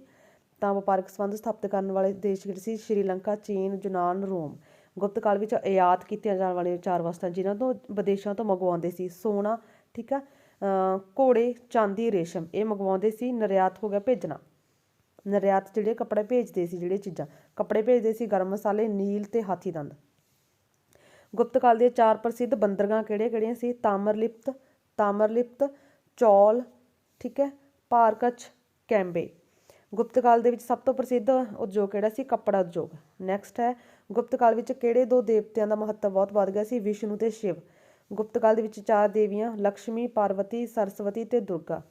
ਨੈਕਸਟ ਹੈ, ਗੁਪਤ ਕਾਲ ਦੇ ਵਿੱਚ ਭਵਨ ਨਿਰਮਾਣ ਕਲਾ ਦੀਆਂ ਵਿਸ਼ੇਸ਼ਤਾਵਾਂ: ਲੱਕੜ ਦੀ ਥਾਂ ਤੇ ਪੱਥਰਾਂ ਤੇ ਇੱਟਾਂ ਦੀ ਵਰਤੋਂ ਕਰਦੇ ਸੀ। ਇਸ ਕਾਲ ਵਿੱਚ ਮੰਦਰਾਂ ਦੇ ਨਿਰਮਾਣ ਲਈ ਚਬੂਤਰੇ ਬਣਾਏ ਗਏ ਸੀ। ਗੁਪਤ ਕਾਲ ਦੇ 4 ਪ੍ਰਸਿੱਧ ਮੰਦਰ ਕਿਹੜੇ ਨੇ? ਦੇਵਗੜ੍ਹ ਦਾ ਸ਼ਿਵ ਮੰਦਰ, ਪਿਤਰੀਗਾਵ ਮੰਦਰ, ਨਚਨਾ ਦਾ ਪਾਰਵਤੀ ਮੰਦਰ, ਠੀਕ ਆ, ਤਿਵਗਾ ਦਾ ਵਿਸ਼ਨੂੰ ਮੰਦਰ। ਗੁਪਤ ਕਾਲ ਵਿੱਚ ਸ਼ਿਲਪ ਕਲਾ ਦੇ ਪ੍ਰਸਿੱਧ ਕੇਂਦਰ ਸੀ ਮਥੁਰਾ ਤੇ ਸਾਰਨਾਥ। ਹਾਂਜੀ, ਨੈਕਸਟ ਕੁਐਸਚਨ ਹੈ ਕਿ ਗੁਪਤ ਕਾਲ ਦੇ ਸ਼ਿਲਪ ਕਲਾ ਦੇ ਵਿਸ਼ੇਸ਼ਤਾਵਾਂ। ਇਸ ਕਾਲ ਦੇ ਵਿੱਚ ਨਗੇਜ਼ ਮੂਰਤੀਆਂ ਬਣਾਉਣੇ ਬੰਦ ਕਰਤੀਆਂ ਤੇ ਮੂਰਤੀਆਂ ਦੇ ਪ੍ਰਭਾਵ ਮੰਡਲ ਨੂੰ ਜਿਹੜਾ ਕਿ ਬਹੁਤ ਸ਼ਾਨਦਾਰ ਬਣਾਇਆ ਗਿਆ। ਅੱਗੇ ਹੈ, ਗੁਪਤ ਕਾਲ ਦੇ ਚਿੱਤਰਾਂ ਦੇ ਜਿਹੜੇ ਗੁਫਾਵਾਂ ਬਹੁਤ ਪ੍ਰਸਿੱਧ ਸਨ? ਅਜੰਤਾ ਦੀਆਂ, ਠੀਕ ਹੈ। ਗੁਪਤ ਕਾਲ ਦੇ ਚਿੱਤਰਾਂ ਲਈ ਕਿਹੜੇ ਗੁਫਾਵਾਂ ਪ੍ਰਸਿੱਧ ਸੀ? ਅਜੰਤਾ ਦੀਆਂ ਗੁਫਾਵਾਂ। ਅੱਗੇ ਹੈ, ਅਵਲੋਕਿਤੇਸ਼ਵਰ ਬੋਧੀਸਤਵ ਦਾ ਮੰਦਿਰ ਕਿੱਥੇ ਹੈ? ਅਜੰਤਾ ਦੀ ਗੁਫਾ ਦੇ ਵਿੱਚੋਂ ਮਿਲਿਆ ਤੇ ਇਹ ਕਿਹੜੀ ਸੰਪਰਦਾ ਨਾਲ? ਮਹਾਯਾਨ ਸੰਪਰਦਾ ਨਾਲ ਸੰਬੰਧਿਤ ਹੈ। ਕਿਸ ਗੁਪਤ ਸ਼ਾਸਕ ਨੂੰ ਸੰਗੀਤ ਨਾਲ ਪ੍ਰੇਮ ਸੀ? ਸਮੁੰਦਰ ਗੁਪਤ ਨੂੰ। ਗੁਪਤ ਕਾਲ ਦੇ 4 ਪ੍ਰਸਿੱਧ ਜਿਹੜੇ ਕਿ ਲੇਖਕ ਕਿਹੜੇ ਨੇ? ਕਾਲੀਦਾਸ, ਵਿਸ਼ਾਖਾ ਦੱਤ, ਭੈਰਵੀ ਤੇ ਵਿਸ਼ਨੂੰ ਸ਼ਰਮਾ। ਗੁਪਤ ਕਾਲ ਦੀ ਰਾਜ ਭਾਸ਼ਾ ਕਿਹੜੀ ਸੀ? ਸੰਸਕ੍ਰਿਤ ਭਾਸ਼ਾ ਸੀ ਗੁਪਤ ਕਾਲ ਦੀ ਭਾਸ਼ਾ। ਅੱਗੇ ਹੈ, ਕਾਲੀਦਾਸ ਤੋਂ ਪਹਿਲਾਂ। ਨੈਕਸਟ ਹੈ, ਕਾਲੀਦਾਸ ਤੋਂ ਪਹਿਲਾਂ ਸੰਸਕ੍ਰਿਤ ਦੇ 2 ਪ੍ਰਸਿੱਧ ਨਾਟਕਾਂ ਦੇ ਨਾਮ ਦੱਸੋ। ਕਾਲੀਦਾਸ ਤੋਂ ਪਹਿਲਾਂ ਸੰਸਕ੍ਰਿਤ ਦੇ 2 ਪ੍ਰਸਿੱਧ ਨਾਟਕਕਾਰ ਹੈਗੇ ਨੇ ਅਸ਼ਵਘੋਸ਼ ਤੇ ਭਾਸ਼। ਅੱਗੇ ਹੈ, ਕਾਲੀਦਾਸ ਕੌਣ ਸੀ? ਉਹਦੇ 2 ਸਾਹਿਤਿਕ ਕੰਮ ਲਿਖੋ। ਕਾਲੀਦਾਸ ਗੁਪਤ ਕਾਲ ਦਾ ਜਿਹੜਾ ਸੰਸਕ੍ਰਿਤ ਦਾ ਸਭ ਤੋਂ ਪ੍ਰਸਿੱਧ ਵਿਦਵਾਨ ਸੀ ਤੇ ਉਸਦੇ 2 ਸਾਹਿਤਿਕ ਜਿਹੜੇ ਕਿ ਕਾਲੀਦਾਸ ਦੇ ਰਚਨਾਵਾਂ ਨੇ ਮੇਘਦੂਤ ਤੇ ਸ਼ਕੁੰਤਲਾ। ਕਾਲੀਦਾਸ ਨੂੰ ਭਾਰਤੀ ਸ਼ੇਕਸਪੀਅਰ ਕਿਉਂ ਕਿਹਾ ਜਾਂਦਾ ਸੀ? ਤੇ ਉਹਦੇ 2 ਪੁਸਤਕਾਂ। ਹਾਂਜੀ, ਜਾਂ ਗੁਪਤ ਕਾਲ ਦਾ ਪ੍ਰਸਿੱਧ ਵਿਦਵਾਨ ਕੌਣ ਸੀ? ਕਾਲੀਦਾਸ ਸੰਸਕ੍ਰਿਤ ਸਾਹਿਤ ਦੇ ਵਿੱਚ ਸਭ ਤੋਂ ਵਧੇਰੇ ਯੋਗਦਾਨ ਦੇਣ ਵਾਲਾ ਜਿਹੜਾ ਕਿ ਭਾਰਤੀ ਸ਼ੇਕਸਪੀਅਰ ਦੇ ਨਾਲ ਜਾਣਿਆ ਜਾਂਦਾ, ਕਿਉਂਕਿ ਇਹਦੇ ਜਿਹੜੇ ਰਚਨਾਵਾਂ ਨੇ ਸ਼ਕੁੰਤਲਾ ਤੇ ਮੇਘਦੂਤ ਨੇ ਤੇ ਗੁਪਤ ਕਾਲ ਦੇ ਵਿੱਚ ਹੋਇਆ ਤੇ ਇਹਦੇ ਰਚਨਾਵਾਂ ਸ਼ੇਕਸਪੀਅਰ ਦੇ ਜਿਵੇਂ ਫੇਮਸ ਸੀ ਕਵਿਤਾਵਾਂ, ਐਵੇਂ ਇਹਦੀਆਂ ਰਚਨਾਵਾਂ ਜਿਹੜੀ ਕਿ ਫੇਮਸ ਸੀ। ਗੁਪਤ ਕਾਲ ਦੇ ਕਾਲੀਦਾਸ ਦੀਆਂ 4 ਸਾਹਿਤਿਕ ਰਚਨਾਵਾਂ ਕਿਹੜੀਆਂ ਨੇ? ਕਾਲੀਦਾਸ ਦੀਆਂ 4 ਪੁਸਤਕਾਂ ਜਾਂ 2 ਪੁਸਤਕਾਂ, ਜਿਹੜੀਆਂ ਮਰਜ਼ੀ ਪੁੱਛ ਲਿਆ ਜਾਣ ਤੁਹਾਨੂੰ, ਚਾਹੇ 4 ਚਾਹੇ 2, ਤੁਸੀਂ 4ਾਂ ਦੇ ਨਾਮ ਯਾਦ ਕਰਨੇ ਨੇ: ਸ਼ਕੁੰਤਲਾ, ਮੇਘਦੂਤ, ਰਘੁਵੰਸ਼, ਮਾਲ ਵਿਗਿਆਨੀ ਮਿੱਤਰ। ਅਭਿਗਿਆਨ ਸ਼ਕੁੰਤਲਮ ਦਾ ਲੇਖਕ ਕੌਣ ਹੈ? ਕਾਲੀਦਾਸ ਹੈ। ਵਿਸ਼ਾਖਾ ਦੱਤ ਕੌਣ ਸੀ? ਉਸ ਦੁਆਰਾ ਲਿਖੀ ਗਈ ਇੱਕ ਪੁਸਤਕ ਦਾ ਨਾਮ ਵਿਸ਼ਾਖਾ ਦੱਤ ਹੈ, ਜਿਹੜੀ ਕਿ ਗੁਪਤ ਕਾਲ ਦਾ ਪ੍ਰਸਿੱਧ ਨਾਟਕਕਾਰ ਸੀ ਤੇ ਉਹਨੇ ਦੇਵੀ ਚੰਦਰਗੁਪਤਮ ਨਾਂ ਦੀ ਪੁਸਤਕ ਲਿਖੀ। ਵਿਸ਼ਾਖਾ ਦੱਤ ਦੁਆਰਾ ਲਿਖੀਆਂ ਗਈਆਂ 2 ਪੁਸਤਕਾਂ ਹੈਗੀਆਂ ਨੇ। ਵਿਸ਼ਾਖਾ ਦੱਤ ਨੇ ਮੁਦਰਾ ਰਾਕਸ਼ ਲਿਖਿਆ ਤੇ ਦੇਵੀ ਚੰਦਰਮ ਗੁਪਤ ਦੀ ਨਾਂ ਪੁਸਤਕਾਂ ਲਿਖੀਆਂ। ਅੱਗੇ ਹੈ, ਮਿਰਸ਼ ਕਟਿਕ ਨਾਮਕ ਪ੍ਰਸਿੱਧ ਨਾਟਕ ਕਿਸ ਨੇ ਲਿਖਿਆ? ਇਹ ਸ਼ੂਦਰਕ ਨੇ ਲਿਖਿਆ ਸੀ ਤੇ ਇਸ ਤੋਂ ਭਾਵ ਹੈ ਮਿੱਟੀ ਦਾ ਖਿਡੌਣਾ। ਅੱਗੇ ਹੈ, ਪੰਚਤੰਤਰ ਦਾ ਲੇਖਕ ਕੌਣ ਤੇ ਕਿਸ ਭਾਸ਼ਾ ਵਿੱਚ ਲਿਖਿਆ ਗਿਆ? ਪੰਚਤੰਤਰ ਦਾ ਲੇਖਕ ਵਿਸ਼ਨੂੰ ਸ਼ਰਮਾ, ਠੀਕ ਹੈ, ਵਿਸ਼ਨੂੰ ਸ਼ਰਮਾ, ਤੇ ਇਹ ਸੰਸਕ੍ਰਿਤ ਭਾਸ਼ਾ ਦੇ ਵਿੱਚ ਲਿਖਿਆ ਗਿਆ ਰਚਨਾਵਾਂ ਨੇ ਇਹਦੀਆਂ। ਅਮਰਕੋਸ਼ ਦਾ ਲੇਖਕ ਸੀ ਅਮਰ ਸਿੰਘ। ਗੁਪਤ ਕਾਲ ਦਾ ਮਹਾਨ ਵਿਆਕਰਨ ਸ਼ਾਸਤਰੀ ਕੌਣ ਸੀ? ਤਾਂ ਉਹ ਸੀ ਭਰਥਰੀ-ਹਰੀ। ਅੱਗੇ ਹੈ, ਚਿਕਿਤਸਾ ਦੇ ਖੇਤਰ ਵਿੱਚ ਪ੍ਰਸਿੱਧ 2 ਗੁਪਤਕਾਲੀ ਵਿਦਵਾਨਾਂ ਨਾਲ ਦੱਸਣੇ ਨੇ। ਤਾਂ ਗੁਪਤਕਾਲੀ ਜਿਹੜੇ ਕਿ ਚਿਕਿਤਸਾ ਦੇ ਪ੍ਰਸਿੱਧ ਨੇ ਬਾਗਭਟ ਤੇ ਪਾਲਕਾਪਿਆ। ਅੱਗੇ ਹੈ, ਉਹਨਾਂ ਦੁਆਰਾ ਲਿਖੇ ਗਏ ਗ੍ਰੰਥ ਅਸ਼ਟਾਂਗ ਸੰਗ੍ਰਹਿ ਤੇ ਹਸਤ ਆਯੁਰਵੇਦ। ਅੱਗੇ ਹੈ, ਅਸ਼ਟਾਂਗ ਸੰਗ੍ਰਹਿ ਦਾ ਲੇਖਕ ਕੌਣ ਸੀ? ਅਸ਼ਟਾਂਗ ਸੰਗ੍ਰਹਿ ਦਾ ਲੇਖਕ ਸੀ ਬਾਗਭਟ। ਗੁਪਤ ਕਾਲ ਦੇ 2 ਪ੍ਰਸਿੱਧ ਵਿਗਿਆਨੀ ਤੇ ਉਹਨਾਂ ਦੀਆਂ ਪੁਸਤਕਾਂ। ਗੁਪਤ ਕਾਲ ਦੇ ਪ੍ਰਸਿੱਧ ਵਿਗਿਆਨੀਆਂ ਦੇ ਨਾਂ ਸੀ ਆਰੀਆ ਭੱਟ ਤੇ ਵਰਾਹ ਮਿਹਿਰ ਤੇ ਉਹਨਾਂ ਦੀਆਂ ਪੁਸਤਕਾਂ ਸੀ ਆਰੀਆ ਭੱਟੀਜਮ ਤੇ ਪੰਚ ਸਿਧਾਂਤਿਕਾ। ਅੱਗੇ ਆਰੀਆ ਭੱਟ ਕੌਣ ਸੀ? ਆਰੀਆ ਭੱਟ ਗੁਪਤ ਕਾਲ ਦਾ ਖਗੋਲ ਵਿਗਿਆਨੀ ਸੀ ਤੇ ਉਹ ਗੁਪਤ ਕਾਲ ਨਾਲ ਸੰਬੰਧਿਤ ਸੀ। ਤੇ ਅੱਗੇ ਹੈ, ਗੁਪਤਾਂ ਦੇ ਅਧੀਨ ਵਿਗਿਆਨਿਕ ਖੇਤਰ ਵਿੱਚ ਕਿਵੇਂ ਜਿਹੜੀ ਕਿ ਉੱਨਤੀ ਹੋਈ? ਵਿਗਿਆਨ ਖੇਤਰ ਵਿੱਚ ਹੈਰਾਨੀਜਨਕ ਤਰੱਕੀ ਹੋਈ। ਆਰੀਆ ਭੱਟ ਨੇ ਗਣਿਤ ਤੇ ਖਗੋਲ ਵਿਗਿਆਨ ਦੇ ਵਿੱਚ ਤਾਂ ਵਰਾਹ ਮਿਹਿਰ ਨੇ ਬਨਸਪਤੀ ਵਿਗਿਆਨ ਦੇ ਵਿੱਚ ਅਨਮੁੱਲਾ ਯੋਗਦਾਨ ਪਾਇਆ। ਅੱਗੇ ਆਰੀਆ ਭੱਟ ਨੇ ਕਿਹੜੀਆਂ 2 ਪ੍ਰਸਿੱਧ ਪੁਸਤਕਾਂ ਲਿਖੀਆਂ ਨੇ? ਆਰੀਆ ਭੱਟ ਨੇ ਆਰੀਆ ਭੱਟਿਜ਼ਮ, ਸੂਰਜ ਸਿਧਾਂਤਕ ਨਾਮਕ ਪੁਸਤਕਾਂ ਲਿਖੀਆਂ ਨੇ, ਠੀਕ ਹੈ। ਭਾਰਤ ਵਿੱਚ ਦਸ਼ਮਲਵ ਦੀ ਪ੍ਰਣਾਲੀ ਕਦੋਂ ਤੇ ਕਿਸ ਨੇ ਚਲਾਈ ਸੀ? ਤਾਂ ਭਾਰਤ ਵਿੱਚ ਦਸ਼ਮਲਵ ਦੀ ਪ੍ਰਣਾਲੀ ਗੁਪਤ ਕਾਲ ਦੇ ਵਿੱਚ ਆਰੀਆ ਭੱਟ ਨੇ ਪ੍ਰਚਲਿਤ ਕੀਤੀ ਸੀ। ਅੱਗੇ ਹੈ, ਵਰਾਹ ਮਿਹਿਰ ਕੌਣ ਸੀ? ਵਰਾਹ ਮਿਹਿਰ ਇੱਕ ਪ੍ਰਸਿੱਧ ਖਗੋਲ ਵਿਗਿਆਨੀ ਸੀ ਤੇ ਉਹ ਗੁਪਤ ਕਾਲ ਦੇ ਵਿੱਚ ਹੋਇਆ ਸੀ। ਤੇ ਅੱਗੇ ਹੈ, ਗੁਪਤ ਨੈਕਸਟ ਇਹਦਾ ਕੁਐਸਚਨ ਹੈਗਾ, ਵਰਾਹ ਮਿਹਿਰ ਦੁਆਰਾ ਲਿਖੀਆਂ 2 ਪ੍ਰਸਿੱਧ ਪੁਸਤਕਾਂ ਸੀ ਬ੍ਰਹਮ ਸੰਹਿਤਾ ਤੇ ਪੰਚ ਸਿਧਾਂਤਿਕਾ। ਅੱਗੇ ਹੈ, ਬ੍ਰਹਮਗੁਪਤ ਕੌਣ ਸੀ ਤੇ ਉਸਦੀ ਪ੍ਰਸਿੱਧ ਰਚਨਾਵਾਂ? ਬ੍ਰਹਮਗੁਪਤ ਇੱਕ ਖਗੋਲ ਵਿਗਿਆਨੀ ਸੀ ਤੇ ਉਸਦੀ ਪ੍ਰਸਿੱਧ ਰਚਨਾ ਨਾਂ ਸੀ ਬ੍ਰਹਮ ਸਿਧਾਂਤ। ਅੱਗੇ ਹੈ ਲੋਹ ਸਤੰਭ ਵਾਲਾ, ਫਿਰ ਤੋਂ ਰਿਪੀਟ ਆ ਗਿਆ, ਠੀਕ ਹੈ। ਗੁਪਤ ਕਾਲ ਨੂੰ ਸਵਰਨ ਯੁੱਗ ਕਿਉਂ ਕਿਹਾ ਜਾਂਦਾ, ਸੁਨਹਿਰੀ ਯੁੱਗ ਕਿਉਂ ਕਿਹਾ ਜਾਂਦਾ, ਕਿਉਂਕਿ ਕਲਾ ਤੇ ਵਿਗਿਆਨ ਦੇ ਵਿੱਚ ਖੇਤਰ 'ਚ ਉੱਨਤੀ ਹੋਈ, ਆਰਥਿਕ ਪੱਖੋਂ ਖੁਸ਼ਹਾਲ ਸੀ ਇਹ, ਠੀਕ ਹੈ, ਤਾਂ ਕਰਕੇ ਕਿਹਾ ਜਾਂਦਾ। ਅੱਗੇ ਹੈ ਦੱਖਣ ਦੇ ਵਿੱਚ ਰਾਜ, ਇਸ ਚੈਪਟਰ ਤੋਂ ਪਹਿਲਾਂ ਚੈਪਟਰ ਨੰਬਰ 10 ਕਰਦੇ ਹਾਂ, ਉੱਤਰ ਦੇ ਵਿੱਚ ਖੇਤਰੀ ਰਾਜ। ਹਾਂਜੀ, ਹਰਸ਼ਵਰਧਨ ਦੇ ਸ਼ਾਸਨ ਕਾਲ ਬਾਰੇ ਜਾਣਕਾਰੀ ਦੇਣ ਵਾਲੇ ਸੋਮੇ ਚੀਨੀ ਯਾਤਰੀ ਹਿਊਨ ਸੰਗ ਹਰਸ਼ਵਰਧਨ ਦੇ ਸਮੇਂ ਆਇਆ ਸੀ। ਬਾਨਭੱਟ ਦੇ ਰਚਨਾਵਾਂ ਹਰਸ਼ਵਰਧਨ ਦੀਆਂ ਆਪਣੀਆਂ ਰਚਨਾਵਾਂ, ਹਰਸ਼ਵਰਧਨ ਦੇ ਸਮੇਂ ਦੇ ਵੰਸ਼ਖੇੜਾ ਤੇ ਮਧੂਬਨ ਦੇ ਤਾਮਰ ਪੱਤਰ। ਨੈਕਸਟ ਹੈ, ਅੱਗੇ ਹੈ ਵਰਧਨ ਵੰਸ਼ ਦੀ ਸਥਾਪਨਾ ਕਦੋਂ ਤੇ ਕਿਸ ਨੇ ਕੀਤੀ। ਵਰਧਨ ਵੰਸ਼ ਦੀ ਸਥਾਪਨਾ ਨਰਵਰਧਨ ਨੇ ਕੀਤੀ ਸੀ 505 ਈਸਵੀ ਦੇ ਵਿੱਚ। 4 ਵਰਧਨ ਸ਼ਾਸਕਾਂ ਦਾ ਨਰਵਰਧਨ, ਫਿਰ ਪ੍ਰਭਾਕਰ ਵਰਧਨ, ਫਿਰ ਰਾਜਿਆਵਰਧਨ, ਫਿਰ ਹਰਸ਼ਵਰਧਨ। ਹਰਸ਼ਵਰਧਨ ਵਰਧਨ ਵੰਸ਼ ਦਾ ਸਭ ਤੋਂ ਪ੍ਰਸਿੱਧ ਸ਼ਾਸਕ ਹੋਇਆ। ਹਰਸ਼ਵਰਧਨ ਦਾ ਸ਼ਾਸਨ 606 ਤੋਂ ਲੈ ਕੇ 647 ਈਸਵੀ ਤੱਕ ਇਹਨੇ ਰਾਜ ਕੀਤਾ ਤੇ ਇਹਦੀ ਰਾਜਧਾਨੀ ਸੀ ਕਨੌਜ। ਵੈਸੇ ਵਰਧਨ ਵੰਸ਼ ਦੀ ਰਾਜਧਾਨੀ ਸੀ ਥਾਨੇਸਵਰ, ਪਰ ਇਹਨੇ ਬਣਾਈ ਸੀ ਕਨੌਜ। ਹਰਸ਼ਵਰਧਨ ਕਦੋਂ ਸਿੰਘਾਸਨ ਤੇ ਬੈਠੇ, 606 ਈਸਵੀ ਦੇ ਵਿੱਚ ਉਹਨੇ 41 ਵਰ੍ਹੇ ਰਾਜ ਕੀਤਾ। ਹਾਂਜੀ, ਕੁਐਸਚਨ ਨੰਬਰ 6, ਹਰਸ਼ਵਰਧਨ ਦੀਆਂ 2 ਰਾਜਧਾਨੀਆਂ ਕਿਹੜੀਆਂ ਸੀ। ਤਾਂ ਹਰਸ਼ਵਰਧਨ ਦੇ 2 ਰਾਜਧਾਨੀ, ਇੱਕ ਤਾਂ ਥਾਨੇਸਵਰ ਜਿਹੜੀ ਕਿ ਵਰਧਨ ਵੰਸ਼ ਦੀ ਪਹਿਲੀ ਰਾਜਧਾਨੀ ਸੀ, ਦੂਜੀ ਸੀ ਕਨੌਜ। ਕਨੌਜ ਨੂੰ ਰਾਜਧਾਨੀ ਹਰਸ਼ਵਰਧਨ ਨੇ ਬਣਾਇਆ ਸੀ, ਤਾਂ ਥਾਨੇਸਵਰ ਤੇ ਕਨੌਜ। ਅੱਗੇ ਹਰਸ਼ਵਰਧਨ ਕਦੋਂ ਸਿੰਘਾਸਨ ਤੇ ਬੈਠਿਆ, ਤਾਂ ਹਰਸ਼ਵਰਧਨ 606 ਈਸਵੀ ਦੇ ਵਿੱਚ ਸਿੰਘਾਸਨ ਤੇ ਬੈਠਿਆ ਸੀ ਰਾਜਗੱਦੀ ਤੇ ਉਸ ਨੂੰ ਕਿਸ ਸ਼ਾਸਕ ਨੇ ਹਰਾਇਆ ਸੀ। ਹਾਂਜੀ, ਉਸ ਰਾਜਾ ਨਾਮ ਦੱਸਣਾ ਜਿਸ ਨੇ ਹਰਸ਼ਵਰਧਨ ਨੂੰ ਹਰਾਇਆ ਸੀ। ਹਰਸ਼ਵਰਧਨ ਕਿਸੇ ਵੀ ਲੜਾਈ ਦੇ ਵਿੱਚ ਨਹੀਂ ਹਾਰਿਆ ਸੀ, ਬਟ ਪੁਲਕੇਸ਼ਨ ਦੂਜੇ ਤੋਂ ਹਾਰ ਗਿਆ ਸੀ, ਤਾਂ ਚਾਲੁਕਿਆ ਪੁਲਕੇਸ਼ਨ ਦੂਜੇ ਨੇ ਹਰਸ਼ਵਰਧਨ ਨੂੰ ਹਰਾਤਾ ਸੀ। ਅੱਗੇ ਹੈਗਾ ਹਰਸ਼ਵਰਧਨ ਦੀ ਭੈਣ ਦਾ ਨਾਂ ਕੀ ਸੀ, ਉਹਦਾ ਵਿਆਹ ਕਿਸ ਨਾਲ ਹੋਇਆ। ਰਾਜਸ਼੍ਰੀ ਕੌਣ ਸੀ। ਹਰਸ਼ਵਰਧਨ ਦੀ ਭੈਣ ਸੀ ਰਾਜਸ਼੍ਰੀ ਤੇ ਉਹਦਾ ਵਿਆਹ ਮੋਖਰੀ ਰਾਜਵੰਸ਼ ਦੇ ਸ਼ਾਸਕ ਗ੍ਰਹਿ ਵਰਮਨ ਦੇ ਨਾਲ ਹੋਇਆ ਸੀ। ਤੇ ਜਿਹੜਾ ਪੁਲਕੇਸ਼ੀਨ ਦੂਜਾ ਸੀ ਜਿਸ ਨੇ ਹਰਸ਼ਵਰਧਨ ਨੂੰ ਹਰਾਇਆ ਸੀ, ਇਹ ਪੁਲਕੇਸ਼ੀਨ ਦੂਜਾ ਆਪ ਹਾਰਿਆ ਸੀ ਜਿਹੜੇ ਕਿ ਸਿੰਘ ਵਿਸ਼ਨੂੰ ਤੋਂ, ਪੱਲਵ ਵੰਸ਼ ਦੇ ਸਿੰਘ ਵਿਸ਼ਨੂੰ ਤੋਂ। ਤੇ ਅੱਗੇ ਹੈ ਨੰਬਰ 9 ਕੁਐਸਚਨ, ਹਰਸ਼ਵਰਧਨ ਦੀਆਂ 2 ਮਹੱਤਵਪੂਰਨ ਜਿੱਤਾਂ ਹੈਗੀਆਂ ਨੇ, ਬੰਗਾਲ ਦੀ ਜਿੱਤ ਤੇ ਬਲਬੀ ਦੀ ਜਿੱਤ। ਬੰਗਾਲ ਤੇ ਬਲਬੀ ਦੀ ਜਿੱਤ। ਨੈਕਸਟ ਨੰਬਰ 10, ਸ਼ੰਸ਼ਾਕ ਕਿੱਥੋਂ ਦਾ ਸੀ। ਸ਼ੰਸ਼ਾਕ ਆ ਜਿਹੜੇ ਕਿ ਬੰਗਾਲ ਦਾ ਸ਼ਾਸਕ ਸੀ, ਗੌੜ ਬੰਗਾਲ ਦਾ ਸ਼ਾਸਕ। ਨੰਬਰ 11, ਪੁਲਕੇਸ਼ੀਨ ਦੂਜੇ ਦੀ ਨਾਲ ਲੜਾਈ ਕਿਹੜੇ ਸਾਲ ਦੇ ਵਿੱਚ ਹੁੰਦੀ ਹੈ ਤੇ ਇਸ ਦੇ ਵਿੱਚ ਕਿਸ ਦੀ ਜਿੱਤ ਹੁੰਦੀ ਹੈ। ਹਰਸ਼ਵਰਧਨ ਦੀ ਪੁਲਕੇਸ਼ੀਨ ਦੂਜੇ ਨਾਲ ਜਿਹੜੀ ਦੇ ਵਿੱਚੋਂ ਹਾਰਿਆ ਸੀ 633 ਈਸਵੀ ਦੇ ਵਿੱਚ ਹੁੰਦੀ ਹੈ। 633 ਈਸਵੀ ਦੇ ਵਿੱਚ ਪੁਲਕੇਸ਼ੀਨ ਦੂਜੇ ਤੇ ਹਰਸ਼ਵਰਧਨ ਦੇ ਵਿਚਕਾਰ ਜਿਹੜੀ ਲੜਾਈ ਹੁੰਦੀ ਹੈ, ਉਸ ਲੜਾਈ ਦੇ ਵਿੱਚ ਹਰਸ਼ਵਰਧਨ ਹਾਰ ਜਾਂਦਾ ਤੇ ਪੁਲਕੇਸ਼ੀਨ ਦੂਜਾ ਜਿੱਤ ਜਾਂਦਾ। ਅੱਗੇ ਹੈਗਾ ਅਸਾਮ ਦੇ ਕਿਹੜੇ ਸ਼ਾਸਕ ਨੇ ਹਰਸ਼ਵਰਧਨ ਦੀ ਅਧੀਨਤਾ ਨੂੰ ਸਵੀਕਾਰ ਕੀਤਾ ਸੀ, ਤਾਂ ਭਾਸਕਰ ਵਰਮਨ ਨੇ। ਨੈਕਸਟ ਹੈਗਾ ਕਿਸ ਰਾਜੇ ਨੇ ਹਰਸ਼ਵਰਧਨ ਨੂੰ ਹਰਾਇਆ ਸੀ। ਇਹ ਫਿਰ ਤੋਂ ਰਿਪੀਟ ਹੋ ਰਿਹਾ ਕੁਐਸਚਨ। ਉਸ ਸ਼ਾਸਕ ਦਾ ਨਾਮ ਦੱਸੋ ਜਿਸ ਨੇ ਹਰਸ਼ਵਰਧਨ ਜਦੋਂ ਦੱਖਣ ਵੱਲ ਰਾਜ ਦਾ ਵਿਸਥਾਰ ਕਰਨਾ ਚਾਹੁੰਦਾ ਸੀ ਤਾਂ ਉਹਨੂੰ ਹਰਾਇਆ ਸੀ। ਤਾਂ ਉਹ ਹਰਾਇਆ ਸੀ ਪੁਲਕੇਸ਼ੀਨ ਦੂਜੇ ਨੇ ਜਿਹੜਾ ਕਿ ਚਾਲੁਕਿਆ ਵੰਸ਼ ਦਾ ਸੀ। ਅੱਗੇ ਕੁਐਸਚਨ ਹੈਗਾ ਹਰਸ਼ਵਰਧਨ ਨੇ ਕਿਹੜੇ 2 ਦੇਸ਼ਾਂ ਨਾਲ ਮਿੱਤਰਤਾਪੂਰਨ ਸੰਬੰਧ ਕਾਇਮ ਕੀਤੇ ਸੀ, ਚੀਨ ਤੇ ਈਰਾਨ ਦੇ ਦੇਸ਼ਾਂ ਨਾਲ। ਹਰਸ਼ਵਰਧਨ ਦਾ ਪ੍ਰਧਾਨ ਮੰਤਰੀ ਕੌਣ ਸੀ, ਭੰਡੀ ਸੀ। ਨੰਬਰ 16, ਹਰਸ਼ਵਰਧਨ ਦੇ ਸਮੇਂ ਪ੍ਰਾਂਤ ਨੂੰ ਕੀ ਕਿਹਾ ਜਾਂਦਾ ਸੀ, ਭੁਗਤੀ ਕਹਿੰਦੇ ਸੀ, ਤੇ ਇਹਦਾ ਮੁੱਖ ਅਧਿਕਾਰੀ ਹੁੰਦਾ ਸੀ ਵਪਾਰਿਕ ਮਹਾਰਾਜ, ਠੀਕ ਹੈ। ਤੇ ਹਰਸ਼ਵਰਧਨ ਦੇ ਸਮੇਂ ਜ਼ਿਲ੍ਹੇ ਨੂੰ ਕੀ ਕਹਿੰਦੇ ਸੀ, ਵਿਸ਼ੇ, ਤੇ ਜ਼ਿਲ੍ਹੇ ਦੇ ਅਧਿਕਾਰੀ ਨੂੰ ਵਿਸ਼ੇਪਤੀ। ਜਿਵੇਂ ਕਿ ਗੁਪਤ ਕਾਲ ਦੇ ਵਿੱਚ ਵੀ ਜ਼ਿਲ੍ਹੇ ਨੂੰ ਵਿਸ਼ੇ ਕਹਿੰਦੇ ਸੀ, ਅਧਿਕਾਰੀਆਂ ਨੂੰ ਵਿਸ਼ੇਪਤੀ, ਬਟ ਮੌਰੀਆ ਕਾਲ ਦੇ ਵਿੱਚ ਜ਼ਿਲ੍ਹੇ ਨੂੰ ਜਨਪਦ ਕਹਿੰਦੇ ਸੀ ਤੇ ਅਧਿਕਾਰੀਆਂ ਨੂੰ ਪ੍ਰਦੇਸ਼ਕ ਕਹਿੰਦੇ ਸੀ। ਅੱਗੇ ਹੈਗਾ ਹਰਸ਼ਵਰਧਨ ਦੇ ਸਮੇਂ ਪ੍ਰਸ਼ਾਸਨ ਦੀ ਸਭ ਤੋਂ ਛੋਟੀ ਇਕਾਈ ਸੀ ਜਿਹੜੀ ਕਿ ਗ੍ਰਾਮ, ਪਿੰਡ ਸੀ, ਇਹਦਾ ਮੁਖੀਆ ਹੁੰਦਾ ਸੀ ਗ੍ਰਾਮਿਕ। ਨੈਕਸਟ ਕੁਐਸਚਨ ਹੈਗਾ ਹਰਸ਼ਵਰਧਨ ਦੇ ਸਮੇਂ ਕਿਸਾਨਾਂ ਤੋਂ ਕਿੰਨਾ ਭੂਮੀ ਲਗਾਨ ਲਿਆ ਜਾਂਦਾ ਸੀ, ਤਾਂ 6ਵਾਂ ਹਿੱਸਾ ਭੂਮੀ ਦਾ ਟੈਕਸ ਜਿਹੜੇ ਕਿ ਲਿਆ ਜਾਂਦਾ ਕਿਸਾਨਾਂ ਤੋਂ, ਤੇ ਇਸ ਨੂੰ ਕਹਿੰਦੇ ਸੀ ਭਾਗ।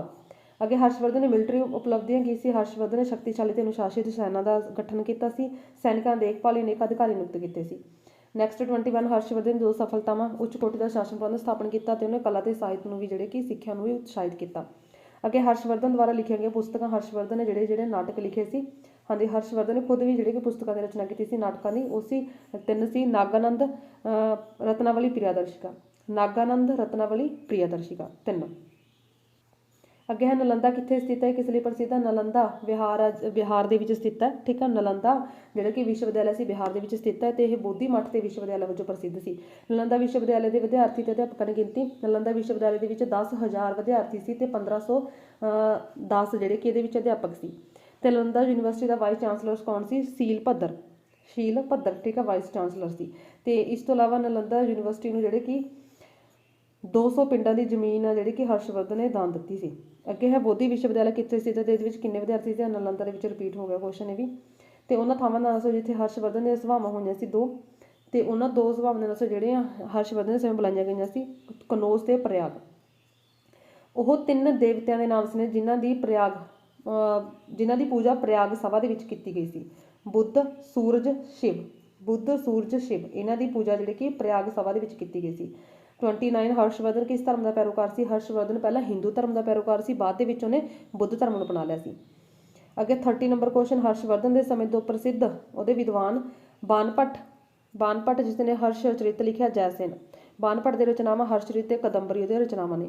ਅੱਗੇ ਬਾਨਭੱਟ ਕੌਣ ਸੀ? ਬਾਨਭੱਟ ਜਿਹੜੇ ਕਿ ਹਰਸ਼ਵਰਧਨ ਦਰਬਾਰੀ ਕਵੀ ਸੀ ਤੇ ਉਹਨਾਂ ਹਰਸ਼ਚਰਿਤ ਜਿਹੜੇ ਕਿ ਲਿਖਿਆ ਸੀ ਰਚਨਾ। ਅੱਗੇ ਹਰਸ਼ਵਰਧਨ ਦੇ ਸਮੇਂ ਭਾਰਤ ਆਉਣ ਵਾਲਾ ਕਿਹੜਾ ਚੀਨੀ ਯਾਤਰੀ ਸੀ? ਭਾਰਤ ਦੇ ਵਿੱਚ ਚੀਨੀ ਯਾਤਰੀ ਆਇਆ ਸੀ ਹਿਊਨ ਸਾਂਗ, ਠੀਕ ਹੈ, ਹਿਊਨ ਸਾਂਗ। ਤੇ ਉਹਨੇ ਸੀ ਯੂ ਕੀ ਪੁਸਤਕ ਲਿਖੀ ਸੀ ਜਿਸ ਨੂੰ ਪੱਛਮੀ ਜਗਤ ਦਾ ਬਿਰਤਾਂਤ ਕਹਿੰਦੇ ਨੇ, ਤੇ ਇਹ 630 ਤੋਂ ਲੈ ਕੇ 644 ਈਸਵੀ ਤੱਕ ਭਾਰਤ ਰਿਹਾ 14 ਸਾਲ। ਅੱਗੇ ਹੈ ਹਿਊਨ ਸਾਂਗ ਕੌਣ ਸੀ ਚੀਨੀ ਯਾਤਰੀ ਸੀ? ਸੀ ਯੂ ਕੀ ਨਾਂ ਦੀ ਪੁਸਤਕ ਲਿਖੀ ਸੀ ਇਹਨੇ। ਤੇ ਅੱਗੇ ਫਿਰ ਤੋਂ ਰਿਪੀਟ ਕੁਐਸਚਨ ਆ ਰਿਹਾ ਕਿ ਉਹ ਭਾਰਤ ਕਦੋਂ ਆਇਆ ਸੀ? 630 ਈਸਵੀ ਦੇ ਵਿੱਚ। ਹਿਊਨ ਸੰਗ ਕੌਣ ਸੀ ਚੀਨੀ ਯਾਤਰੀ ਸੀ ਤੇ ਉਹਦੇ ਹਰਸ਼ ਦੇ ਚਰਿੱਤਰ ਬਾਰੇ ਕੋਈ ਲਿਖਦਾ ਕਿ ਹਰਸ਼ਵਰਧਨ ਮਿਹਨਤੀ ਸੀ, ਕਰਤੱਵ ਪਾਲਕ ਸੀ। ਅੱਗੇ ਹੈਗਾ 37 ਭਾਰਤ ਦੇ ਇਤਿਹਾਸ ਵਿੱਚ ਕਿਹੜੇ ਸਮੇਂ ਨੂੰ ਰਾਜਪੂਤਾਂ ਦਾ ਕਾਲ ਕਿਹਾ ਜਾਂਦਾ? ਰਾਜਪੂਤਾਂ ਦਾ ਕਾਲ ਕਿਹਾ ਜਾਂਦਾ 8ਵੀਂ ਸਦੀ ਤੋਂ 13ਵੀਂ ਸਦੀ ਤੱਕ ਦੇ ਵਿਚਕਾਰਲੇ ਸਮੇਂ ਨੂੰ। 8ਵੀਂ ਤੋਂ ਲੈ ਕੇ 13ਵੀਂ ਸਦੀ ਤੱਕ ਦੇ ਸਮੇਂ ਨੂੰ ਰਾਜਪੂਤ ਕਾਲ ਕਿਹਾ ਜਾਂਦਾ। ਰਾਜਪੂਤਾਂ ਦੀ ਉਤਪਤੀ ਸਮੇਂ ਚਾਰ ਜਿਹੜੇ ਵੱਖ-ਵੱਖ ਸਿਧਾਂਤ ਕਿਹੜੇ ਨੇ ਵੀ ਰਾਜਪੂਤਾਂ ਦੀ ਉਤਪਤੀ ਦੇ ਲਈ ਕਿਹੜੇ-ਕਿਹੜੇ ਸਿਧਾਂਤ ਨੇ? ਜਿਵੇਂ ਆਰੀਆ ਲੋਕਾਂ ਦੇ ਲਈ ਨੇ ਵਿਦੇਸ਼ੀ ਸਿਧਾਂਤ, ਸੂਰਜਵੰਸ਼ੀ ਤੇ ਚੰਦਰਵੰਸ਼ੀ ਸਿਧਾਂਤ, ਅਗਨੀਕੁਲ ਦਾ ਸਿਧਾਂਤ, ਮਿਸ਼ਰਤ ਸਿਧਾਂਤ, ਮਿਸ਼ਰਤ ਜਾਤੀ ਦਾ ਸਿਧਾਂਤ।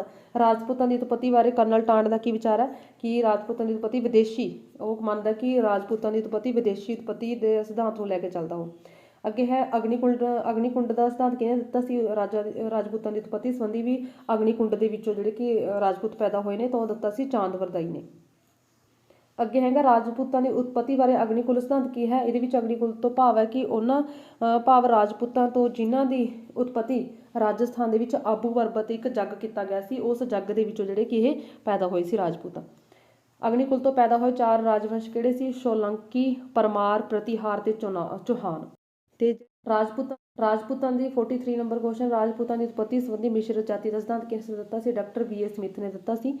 ਅੱਗੇ ਹੈ ਚਾਰ ਰਾਜਪੂਤ ਵੰਸ਼ਾਂ ਨਾਂ ਦੱਸਣੇ ਨੇ, ਸੋਲੰਕੀ, ਪਰਮਾਰ, ਪ੍ਰਤੀਹਾਰ, ਚੌਹਾਨ। ਅੱਗੇ ਹੈ 45 ਪ੍ਰਤੀਹਾਰ ਵੰਸ਼ ਦੇ ਰਾਜੇ ਨੂੰ ਗੁਰਜਾਰ ਪ੍ਰਤੀਹਾਰ ਕਿਉਂ ਕਿਹਾ ਜਾਂਦਾ? ਉਹਨਾਂ ਨੂੰ ਤਾਂ ਕਿਹਾ ਜਾਂਦਾ ਸੀ ਕਿਉਂਕਿ ਉਹ ਪੱਛਮੀ ਰਾਜਸਥਾਨ ਦੀ ਗੁਰਜਰ ਜਾਤੀ ਨਾਲ ਸੰਬੰਧ ਸੀ, ਤਾਂ ਕਰਕੇ ਪ੍ਰਤੀਹਾਰ ਵੰਸ਼ ਦੇ ਰਾਜੇ ਨੂੰ ਗੁਰਜਰ ਪ੍ਰਤੀਹਾਰ ਕਿਹਾ ਜਾਂਦਾ। ਅੱਗੇ ਹੈ ਕਿਉਂਕਿ ਉਹ ਪੱਛਮੀ ਰਾਜਸਥਾਨ ਦੀ ਗੁਰਜਰ ਜਾਤੀ ਦੇ ਸੀ। ਪ੍ਰਤੀਹਾਰ ਵੰਸ਼ ਦਾ ਸਭ ਤੋਂ ਪ੍ਰਸਿੱਧ ਸ਼ਾਸਕ ਕੌਣ ਸੀ? 46 ਨੰਬਰ ਕੁਐਸਚਨ, ਪ੍ਰਤੀਹਾਰ ਵੰਸ਼ ਦਾ ਸਭ ਤੋਂ ਪ੍ਰਸਿੱਧ ਸ਼ਾਸਕ ਸੀ ਮਿਹਰ ਭੋਜ ਤੇ ਉਸਦਾ ਸ਼ਾਸਨ ਕਾਲ ਸੀ 836 ਤੋਂ ਲੈ ਕੇ 885 ਈਸਵੀ ਤੱਕ। ਨੈਕਸਟ ਹੈ 47 ਮਿਹਰ ਭੋਜ ਦੇ ਸ਼ਾਸਨ ਕਾਲ ਵਿੱਚ ਕਿਸ ਅਰਬੀ ਯਾਤਰੀ ਨੇ ਭਾਰਤ ਦੀ ਯਾਤਰਾ ਕੀਤੀ ਸੀ? ਤਾਂ ਅਰਬ ਯਾਤਰੀ ਸੁਲੇਮਾਨ ਨੇ। ਅੱਗੇ 48 ਮਾਲਵਾ ਵਿੱਚ ਕਿਹੜੇ ਵੰਸ਼ ਦਾ ਰਾਜ ਸੀ? ਪਰਮਾਰ ਵੰਸ਼ ਦਾ ਰਾਜ ਸੀ ਤੇ ਉਹਨਾਂ ਦੀ ਰਾਜਧਾਨੀ ਸੀ ਧਾਰ। ਅੱਗੇ ਹੈ 49 ਨੰਬਰ ਕੁਐਸਚਨ, ਪਰਮਾਰ ਰਾਜਵੰਸ਼ ਦਾ ਸਭ ਤੋਂ ਪ੍ਰਸਿੱਧ ਤੇ ਸ਼ਕਤੀਸ਼ਾਲੀ ਸ਼ਾਸਕ ਸੀ ਭੋਜ ਤੇ ਇਹਦਾ ਸ਼ਾਸਨ ਕਾਲ 1018 ਤੋਂ ਲੈ ਕੇ 1060 ਤੱਕ ਸੀ। ਅੱਗੇ 50 ਨੰਬਰ ਕੁਐਸਚਨ, ਰਾਜਪੂਤ ਕਾਲ ਵਿੱਚ ਗੁਜਰਾਤ ਵਿੱਚ ਕਿਹੜੇ ਵੰਸ਼ ਦਾ ਰਾਜ ਸੀ ਤੇ ਉਹਨਾਂ ਦੀ ਰਾਜਧਾਨੀ? ਰਾਜਪੂਤ ਕਾਲ ਵਿੱਚ ਗੁਜਰਾਤ ਦੇ ਵਿੱਚ ਸੀ ਸੋਲੰਕੀ ਵੰਸ਼ ਤੇ ਰਾਜਧਾਨੀ ਦਾ ਨਾਮ ਸੀ ਅਨਹਿਲਵਾੜਾ। 51 ਅੱਗੇ ਪ੍ਰਿਥਵੀਰਾਜ ਚੌਹਾਨ ਕੌਣ ਸੀ? ਪ੍ਰਿਥਵੀਰਾਜ ਚੌਹਾਨ ਜਿਹੜੇ ਕਿ ਚੌਹਾਨ ਵੰਸ਼ ਦਾ ਸਭ ਤੋਂ ਸ਼ਕਤੀਸ਼ਾਲੀ ਜਿਹੜੇ ਕਿ ਸ਼ਾਸਕ ਸੀ ਤੇ 1178 ਈਸਵੀ ਵਿੱਚ ਰਾਜਗੱਦੀ ਤੇ ਬੈਠੇ ਤੇ 1192 ਈਸਵੀ ਵਿੱਚ ਮੁਹੰਮਦ ਗੌਰੀ ਤੋਂ ਜਿਹੜੇ ਕਿ ਤਰਾਇਨ ਦੀ ਦੂਜੀ ਲੜਾਈ ਦੇ ਵਿੱਚ ਹਾਰ ਗਿਆ ਸੀ।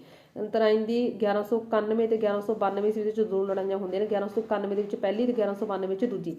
1191 ਦੇ ਵਿੱਚ ਜਿਹੜੀ ਤਰਾਇਨ ਦੀ ਪਹਿਲੀ ਲੜਾਈ ਹੁੰਦੀ ਆ ਪ੍ਰਿਥਵੀਰਾਜ ਚੌਹਾਨ ਤੇ ਮੁਹੰਮਦ ਗੌਰੀ ਦੇ ਵਿਚਕਾਰ ਹੁੰਦੀ ਹੈ, ਜਿਸ ਦੇ ਵਿੱਚ ਪ੍ਰਿਥਵੀਰਾਜ ਚੌਹਾਨ ਜਿੱਤ ਜਾਂਦਾ ਪਹਿਲੀ ਲੜਾਈ ਦੇ ਵਿੱਚ। ਬਟ ਦੂਜੀ ਲੜਾਈ ਵੀ ਜਿਹੜੀ ਕਿ ਪ੍ਰਿਥਵੀਰਾਜ ਚੌਹਾਨ ਤੇ ਮੁਹੰਮਦ ਗੌਰੀ ਦੇ ਵਿੱਚ ਹੁੰਦੀ ਹੈ, ਜਿਹਦੇ ਵਿੱਚ ਪ੍ਰਿਥਵੀਰਾਜ ਚੌਹਾਨ ਹਾਰ ਜਾਂਦਾ ਤੇ ਮੁਹੰਮਦ ਗੌਰੀ ਜਿੱਤ ਜਾਂਦਾ। ਨੈਕਸਟ ਅੱਗੇ ਕੁਐਸਚਨ ਹੈਗਾ, ਹਾਂਜੀ ਆਪਣੇ ਹੋਏਗੇ ਇਹ ਸਾਰੇ, ਠੀਕ ਹੈ। ਚਾਂਦਵਰਦਾਈ ਕੌਣ ਸੀ? ਤੇ ਚਾਂਦਵਰਦਾਈ ਪ੍ਰਿਥਵੀਰਾਜ ਚੌਹਾਨ ਦਾ ਦਰਬਾਰੀ ਕਵੀ ਸੀ ਤੇ ਉਹਨੇ ਪ੍ਰਿਥਵੀਰਾਜ ਰਾਸੋ ਰਚਨਾ ਕੀਤੀ ਸੀ। ਅੱਗੇ ਹੈ ਪ੍ਰਿਥਵੀਰਾਜ ਰਾਸੋ ਦਾ ਲੇਖਕ ਕੌਣ ਆ? ਪ੍ਰਿਥਵੀਰਾਜ ਰਾਸੋ ਦਾ ਲੇਖਕ ਚਾਂਦਵਰਦਾਈ ਆ ਤੇ ਕਿਸ ਦੇ ਸ਼ਾਸਨ ਕਾਲ ਦੇ ਵਿੱਚ ਸੀ ਉਹ? ਪ੍ਰਿਥਵੀਰਾਜ ਚੌਹਾਨ ਦੇ ਸ਼ਾਸਨ ਕਾਲ ਵਿੱਚ ਸੀ। 58 ਜੈ ਚੰਦ ਰਾਠੌਰ ਕਿੱਥੋਂ ਦਾ ਸ਼ਾਸਕ ਸੀ? ਕਨੌਜ ਦਾ ਸੀ ਤੇ ਉਹ ਕਿੱਥੋਂ ਤੇ ਕਦੋਂ ਲੜਦਾ ਹੋਇਆ ਮਾਰਿਆ ਗਿਆ ਸੀ? 1194 ਵਿੱਚ ਛਾਂਦਵਾੜ ਵਿਖੇ ਮੁਹੰਮਦ ਗੌਰੀ ਨਾਲ ਲੜਦਾ ਹੋਇਆ ਮਾਰਿਆ ਗਿਆ ਸੀ। ਅੱਗੇ 59 ਨੰਬਰ ਕੁਐਸਚਨ, ਦਿੱਲੀ ਦਾ ਪਹਿਲਾ ਨਾਂ ਕੀ ਸੀ? ਦਿੱਲੀ ਦਾ ਪਹਿਲਾ ਨਾਂ ਸੀ ਟਿਲਿਕਾ ਤੇ ਇਸ ਦਾ ਨੀਂਹ ਰੱਖੀ ਸੀ 736 ਦੇ ਵਿੱਚ ਤੋਮਰ ਵੰਸ਼ ਨੇ। ਅੱਗੇ ਹੈ ਨੰਬਰ 60 ਕੁਐਸਚਨ, ਚੰਦੇਲ ਸ਼ਾਸਕ ਕਿੱਥੇ ਰਾਜ ਕਰਦੇ ਸੀ ਤੇ ਉਹਨਾਂ ਦੀ ਰਾਜਧਾਨੀ ਦਾ ਨਾਮ? ਚੰਦੇਲ ਸ਼ਾਸਕ ਜੈਜਕ ਭੁਗਤੀ ਬੰਦੇਲਖੰਡ ਦੇ ਵਿੱਚ ਰਾਜ ਕਰਦੇ ਸੀ, ਉਹਨਾਂ ਦੀ ਰਾਜਧਾਨੀ ਖਜੁਰਾਹੋ ਸੀ। 61 ਖਜੁਰਾਹੋ ਦੇ ਪ੍ਰਸਿੱਧ ਮੰਦਿਰ ਕਿਸ ਵੰਸ਼ ਦੇ ਸ਼ਾਸਕ ਨੇ ਬਣਾਏ ਸੀ? ਚੰਦੇਲ ਵੰਸ਼ ਦੇ ਸ਼ਾਸਕਾਂ ਨੇ। ਅੱਗੇ 62 ਰਾਜਪੂਤਾਂ ਵਿੱਚ ਸਭ ਤੋਂ ਪੁਰਾਣੀ ਕੁੱਲ ਕਿਹੜੀ ਸੀ? ਉਹ ਸੀ ਪੁਰਾਣੀ ਕੁੱਲ ਸੀ ਗੋਹਿਲਾ, ਤੇ ਇਹਨਾਂ ਦੀ ਰਾਜਧਾਨੀ ਸੀ ਚਿਤੌੜ। ਅੱਗੇ ਹੈ 63 ਬੰਗਾਲ ਦੇ ਵਿੱਚ ਪਾਲ ਵੰਸ਼ ਦਾ ਮੋਢੀ ਕੌਣ ਸੀ? ਬੰਗਾਲ ਦੇ ਵਿੱਚ ਪਾਲ ਵੰਸ਼ ਦਾ ਮੋਢੀ ਸੀ ਗੋਪਾਲ, ਤੇ ਇਸ ਦਾ ਪ੍ਰਸਿੱਧ ਸ਼ਾਸਕ ਸੀ ਧਰਮਪਾਲ। ਅੱਗੇ 64 ਬੰਗਾਲ ਦੇ ਵਿੱਚ ਸੇਨ ਵੰਸ਼ ਦੀ ਸਥਾਪਨਾ ਕਦੋਂ ਤੇ ਕਿਸ ਨੇ ਕੀਤੀ? ਆਖਰੀ ਰਾਜਾ। ਬੰਗਾਲ ਵਿੱਚ ਸੇਨ ਵੰਸ਼ ਦੀ ਸਥਾਪਨਾ 1095 ਦੇ ਵਿੱਚ ਕੀਤੀ ਗਈ ਸੀ ਵਿਜੇ ਸੇਨ ਨੇ। ਆਖਰੀ ਰਾਜਾ ਸੀ ਲਕਸ਼ਮਣ ਸੇਨ। 65 ਸੰਮਤਵਾਦ ਤੋਂ ਕੀ ਭਾਵ ਆ? ਹਾਂਜੀ, ਅਗਰ ਤੁਹਾਡੇ ਵੰਸ਼ਾਂ ਵਾਲੇ ਕੁਐਸਚਨ ਨਾ ਯਾਦ ਰਹੇ ਤਾਂ ਇੰਪੋਰਟੈਂਟ ਜੇ ਯਾਦ ਕਰ ਲਿਓ, ਤੇ ਵੈਸੇ ਤਾਂ ਸਾਰੇ ਇੰਪੋਰਟੈਂਟ ਨੇ ਵੰਸ਼ਾਂ ਦੇ ਵਿੱਚੋਂ ਪੁੱਛੇ ਹੋਏ ਨੇ ਕੁਐਸਚਨ। ਸੰਮਤਵਾਦ ਕੀ ਹੈ? ਸੰਮਤਵਾਦ ਤੋਂ ਭਾਵ ਉਸ ਵਿਸ਼ਾਲ ਸਮਾਜਿਕ ਰਾਜਨੀਤਿਕ ਪ੍ਰਣਾਲੀ ਤੋਂ ਆ ਜਿਹੜੀ ਭੂਮੀ ਤੇ ਉਸ ਤੋਂ ਪ੍ਰਾਪਤ ਹੋਣ ਵਾਲੀ ਆਮਦਨ ਦੇ ਨਿਯੰਤਰਣ ਤੇ ਭੁਗਤਦਾ ਸੀ। ਭਾਵ ਕਿ ਸੰਮਤਵਾਦੀ ਪ੍ਰਣਾਲੀ ਜਿਹੜੀ ਕਿ ਰਾਜਪੂਤ ਕਾਲ ਦੇ ਵਿੱਚ ਸੀ, ਜਿਹਦੇ ਵਿੱਚ ਭੂਮੀ ਤੇ ਉਹ ਤੋਂ ਹੋਣ ਵਾਲੀ ਆਮਦਨ ਦੇ ਵਿਚਕਾਰ ਜਿਹੜੇ ਕਿ ਇੱਕ ਨਿਯੰਤਰਣ ਵਾਲੀ ਜਿਹੜੀ ਕਿ ਇਹ ਪ੍ਰਣਾਲੀ ਸੀ, ਜਿਹਦੇ ਵਿੱਚ ਭੂਮੀ ਦਾ ਅਧਿਕਾਰ ਹੈ ਜਿਹੜੀ ਕਿ ਕੁਝ ਸੰਮਤਾਂ ਨੂੰ ਦਿੱਤਾ ਜਾਂਦਾ ਸੀ, ਟੈਕਸ ਇਕੱਠਾ ਕਰਨ ਦਾ ਅਧਿਕਾਰ। ਤੇ ਅੱਗੇ ਹੈ 66 ਰਾਜਪੂਤ ਕਾਲ ਵਿੱਚ ਪ੍ਰਚਲਿਤ ਸੰਮਤੀ ਵਿਵਸਥਾ ਦੋ ਵਿਸ਼ੇਸ਼ਤਾਵਾਂ। ਸੰਮਤ ਆਪਣੇ ਅਧੀਨ ਕਿਸਾਨਾਂ ਤੇ ਅਣਮਨੁੱਖੀ ਅਤਿਆਚਾਰ ਕਰਦੇ ਸੀ, ਤੇ ਸੰਮਤ ਦੇ ਸੈਨਿਕ ਪ੍ਰਤੀ ਉਸ ਪ੍ਰਤੀ ਵਫਾਦਾਰ ਹੁੰਦੇ ਸੀ, ਨਾ ਕਿ ਰਾਜੇ ਪ੍ਰਤੀ। ਠੀਕ ਹੈ, ਭਾਵ ਕਿ ਸੰਮਤ ਜਿਨ੍ਹਾਂ ਨੂੰ ਟੈਕਸ ਇਕੱਠਾ ਕਰਨ ਦਾ ਅਧਿਕਾਰ ਸੀ, ਨਾਲ ਦੀ ਨਾਲ ਉਹਨਾਂ ਨੇ ਰਾਜੇ ਦੀ ਹੈਲਪ ਦੇ ਲਈ ਜਿਹੜੇ ਕਿ ਸੈਨਿਕ ਸ਼ਕਤੀ ਭੇਜਣੀ ਹੁੰਦੀ ਸੀ ਜਦੋਂ ਜ਼ਰੂਰਤ ਹੁੰਦੀ ਸੀ, ਤਾਂ ਜਿਹੜੇ ਸੈਨਿਕ ਹੁੰਦੇ ਸੀ ਫਿਰ ਉਹ ਰਾਜੇ ਦੇ ਅੰਡਰ ਨਹੀਂ ਸੀ ਹੁੰਦੇ, ਬਲਕਿ ਸੰਮਤਾਂ ਦੇ ਅੰਡਰ ਹੀ ਹੁੰਦੇ ਸੀ। ਅੱਗੇ ਭੂਪਤੀ ਦੀ ਵਿਆਖਿਆ ਕਰਨੀ ਹੈ। ਭੂਪਤੀ ਤੋਂ ਭਾਵ ਹੈ ਭੂਮੀ ਦਾ ਮਾਲਕ। ਰਾਜਾ ਭੂਮੀ ਦਾ ਮਾਲਕ ਹੁੰਦਾ ਸੀ ਤੇ ਉਹ ਇਹਨੂੰ ਅੱਗੇ ਸੰਮਤਾਂ ਵਿੱਚ ਵੰਡ ਦਿੰਦਾ ਸੀ ਭੂਮੀ ਨੂੰ, ਤੇ ਇਹਦੇ ਬਦਲੇ ਦੇ ਵਿੱਚ ਸੰਮਤ ਜਿਹੜੇ ਕਿ ਆਪਣੇ ਰਾਜਾ ਦੀ ਸੇਵਾ ਕਰਦੇ ਸੀ।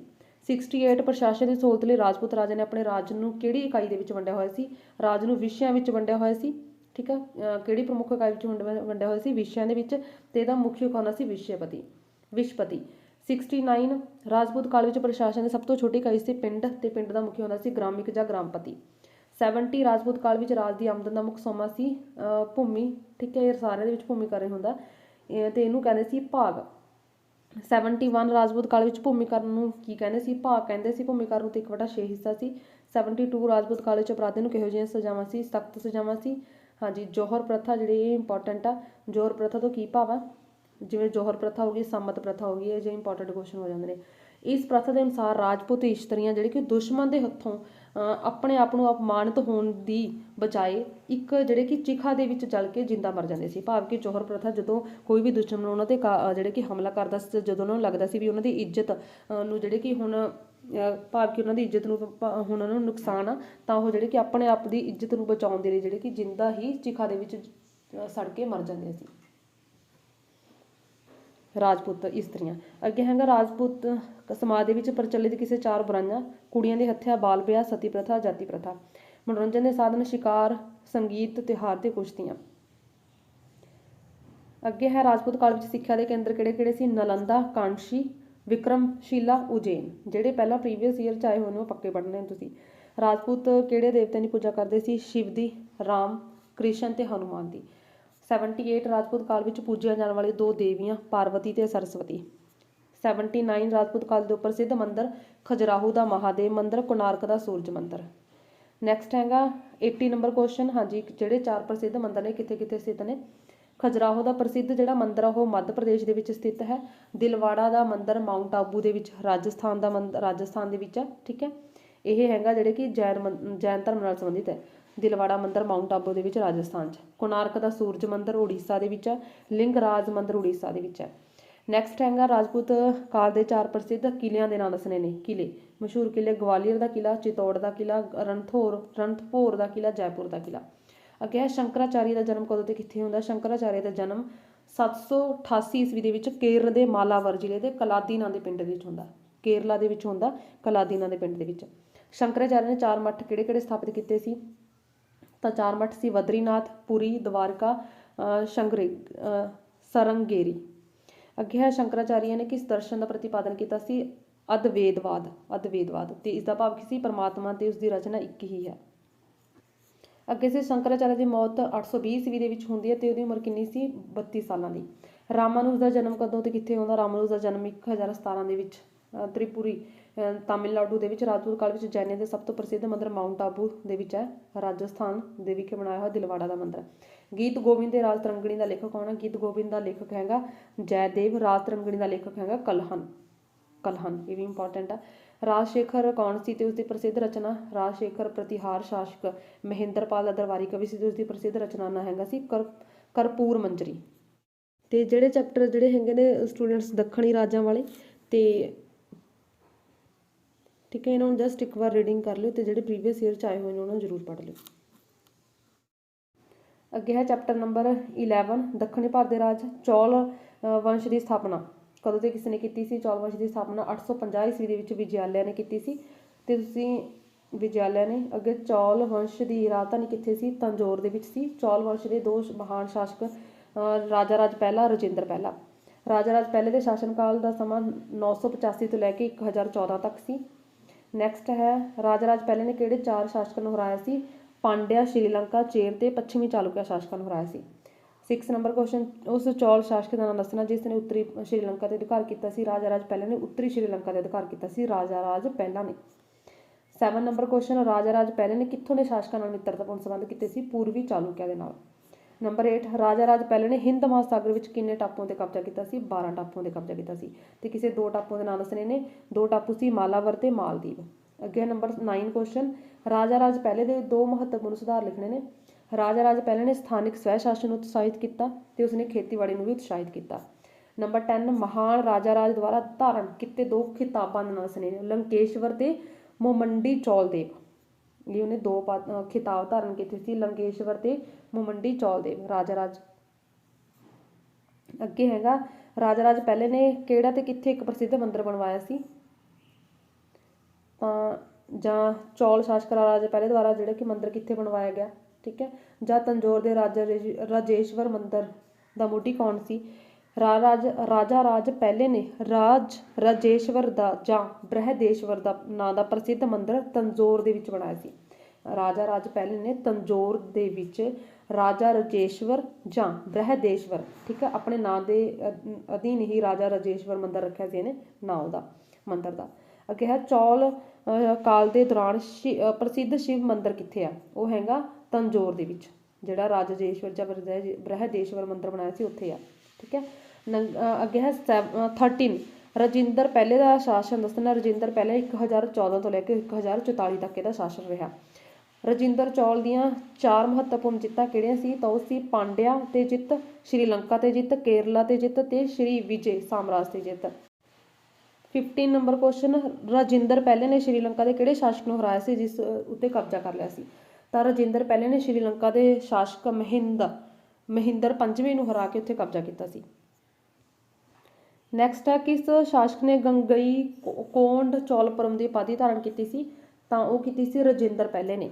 ਤੇ ਉਸਨੇ ਗੰਗਾ ਮੁਹਿੰਮ ਦੇ ਵਿੱਚ ਸਫਲਤਾ ਪ੍ਰਾਪਤ ਕੀਤੀ ਸੀ, ਤਾਂ ਕਰਕੇ ਜਿਹੜੀ ਕਿ ਉਪਾਧੀ ਧਾਰਨ ਕੀਤੀ ਸੀ ਗੰਗਈ, ਜਿਹੜੀ ਕਿ ਗੰਗਈ ਭਾਵ ਕਿ ਗੰਗਾ, ਠੀਕ ਹੈ, ਗੰਗਈ ਕੋਂਡ ਚੋਲਪੁਰਮ। ਤੇ ਨੰਬਰ 17, ਉਸ ਸ਼ਾਸਕ ਦਾ ਨਾਮ ਦੱਸਣਾ ਜਿਸ ਨੇ ਮਲਾਇਆ, ਜਾਵਾ ਤੇ ਸੁਮਾਤਰਾ ਟਾਪੂਆਂ ਤੇ ਵੀ ਕਬਜ਼ਾ ਕੀਤਾ ਸੀ? ਤਾਂ ਰਜਿੰਦਰ ਪਹਿਲੇ ਨੇ।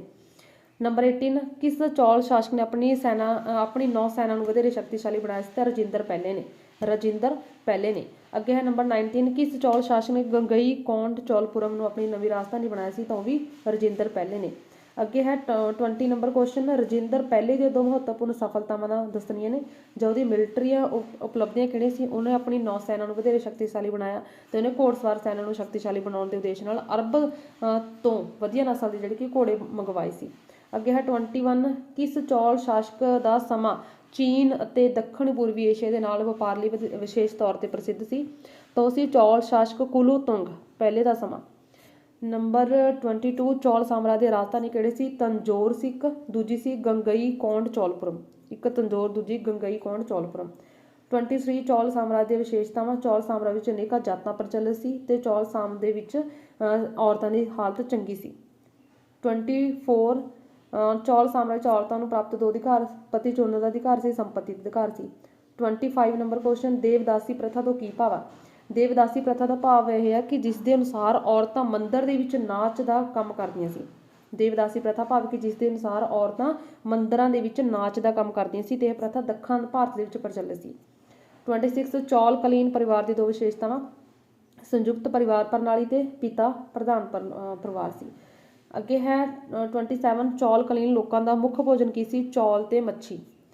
28, ਚੌਲ ਕਲੀਨ ਲੋਕਾਂ ਦੇ ਮਨੋਰੰਜਨ ਦੇ ਸਾਧਨ ਸੰਗੀਤ, ਨਾਚ, ਕੁਸ਼ਤੀਆਂ, ਜਾਨਵਰਾਂ ਦੀਆਂ ਲੜਾਈਆਂ।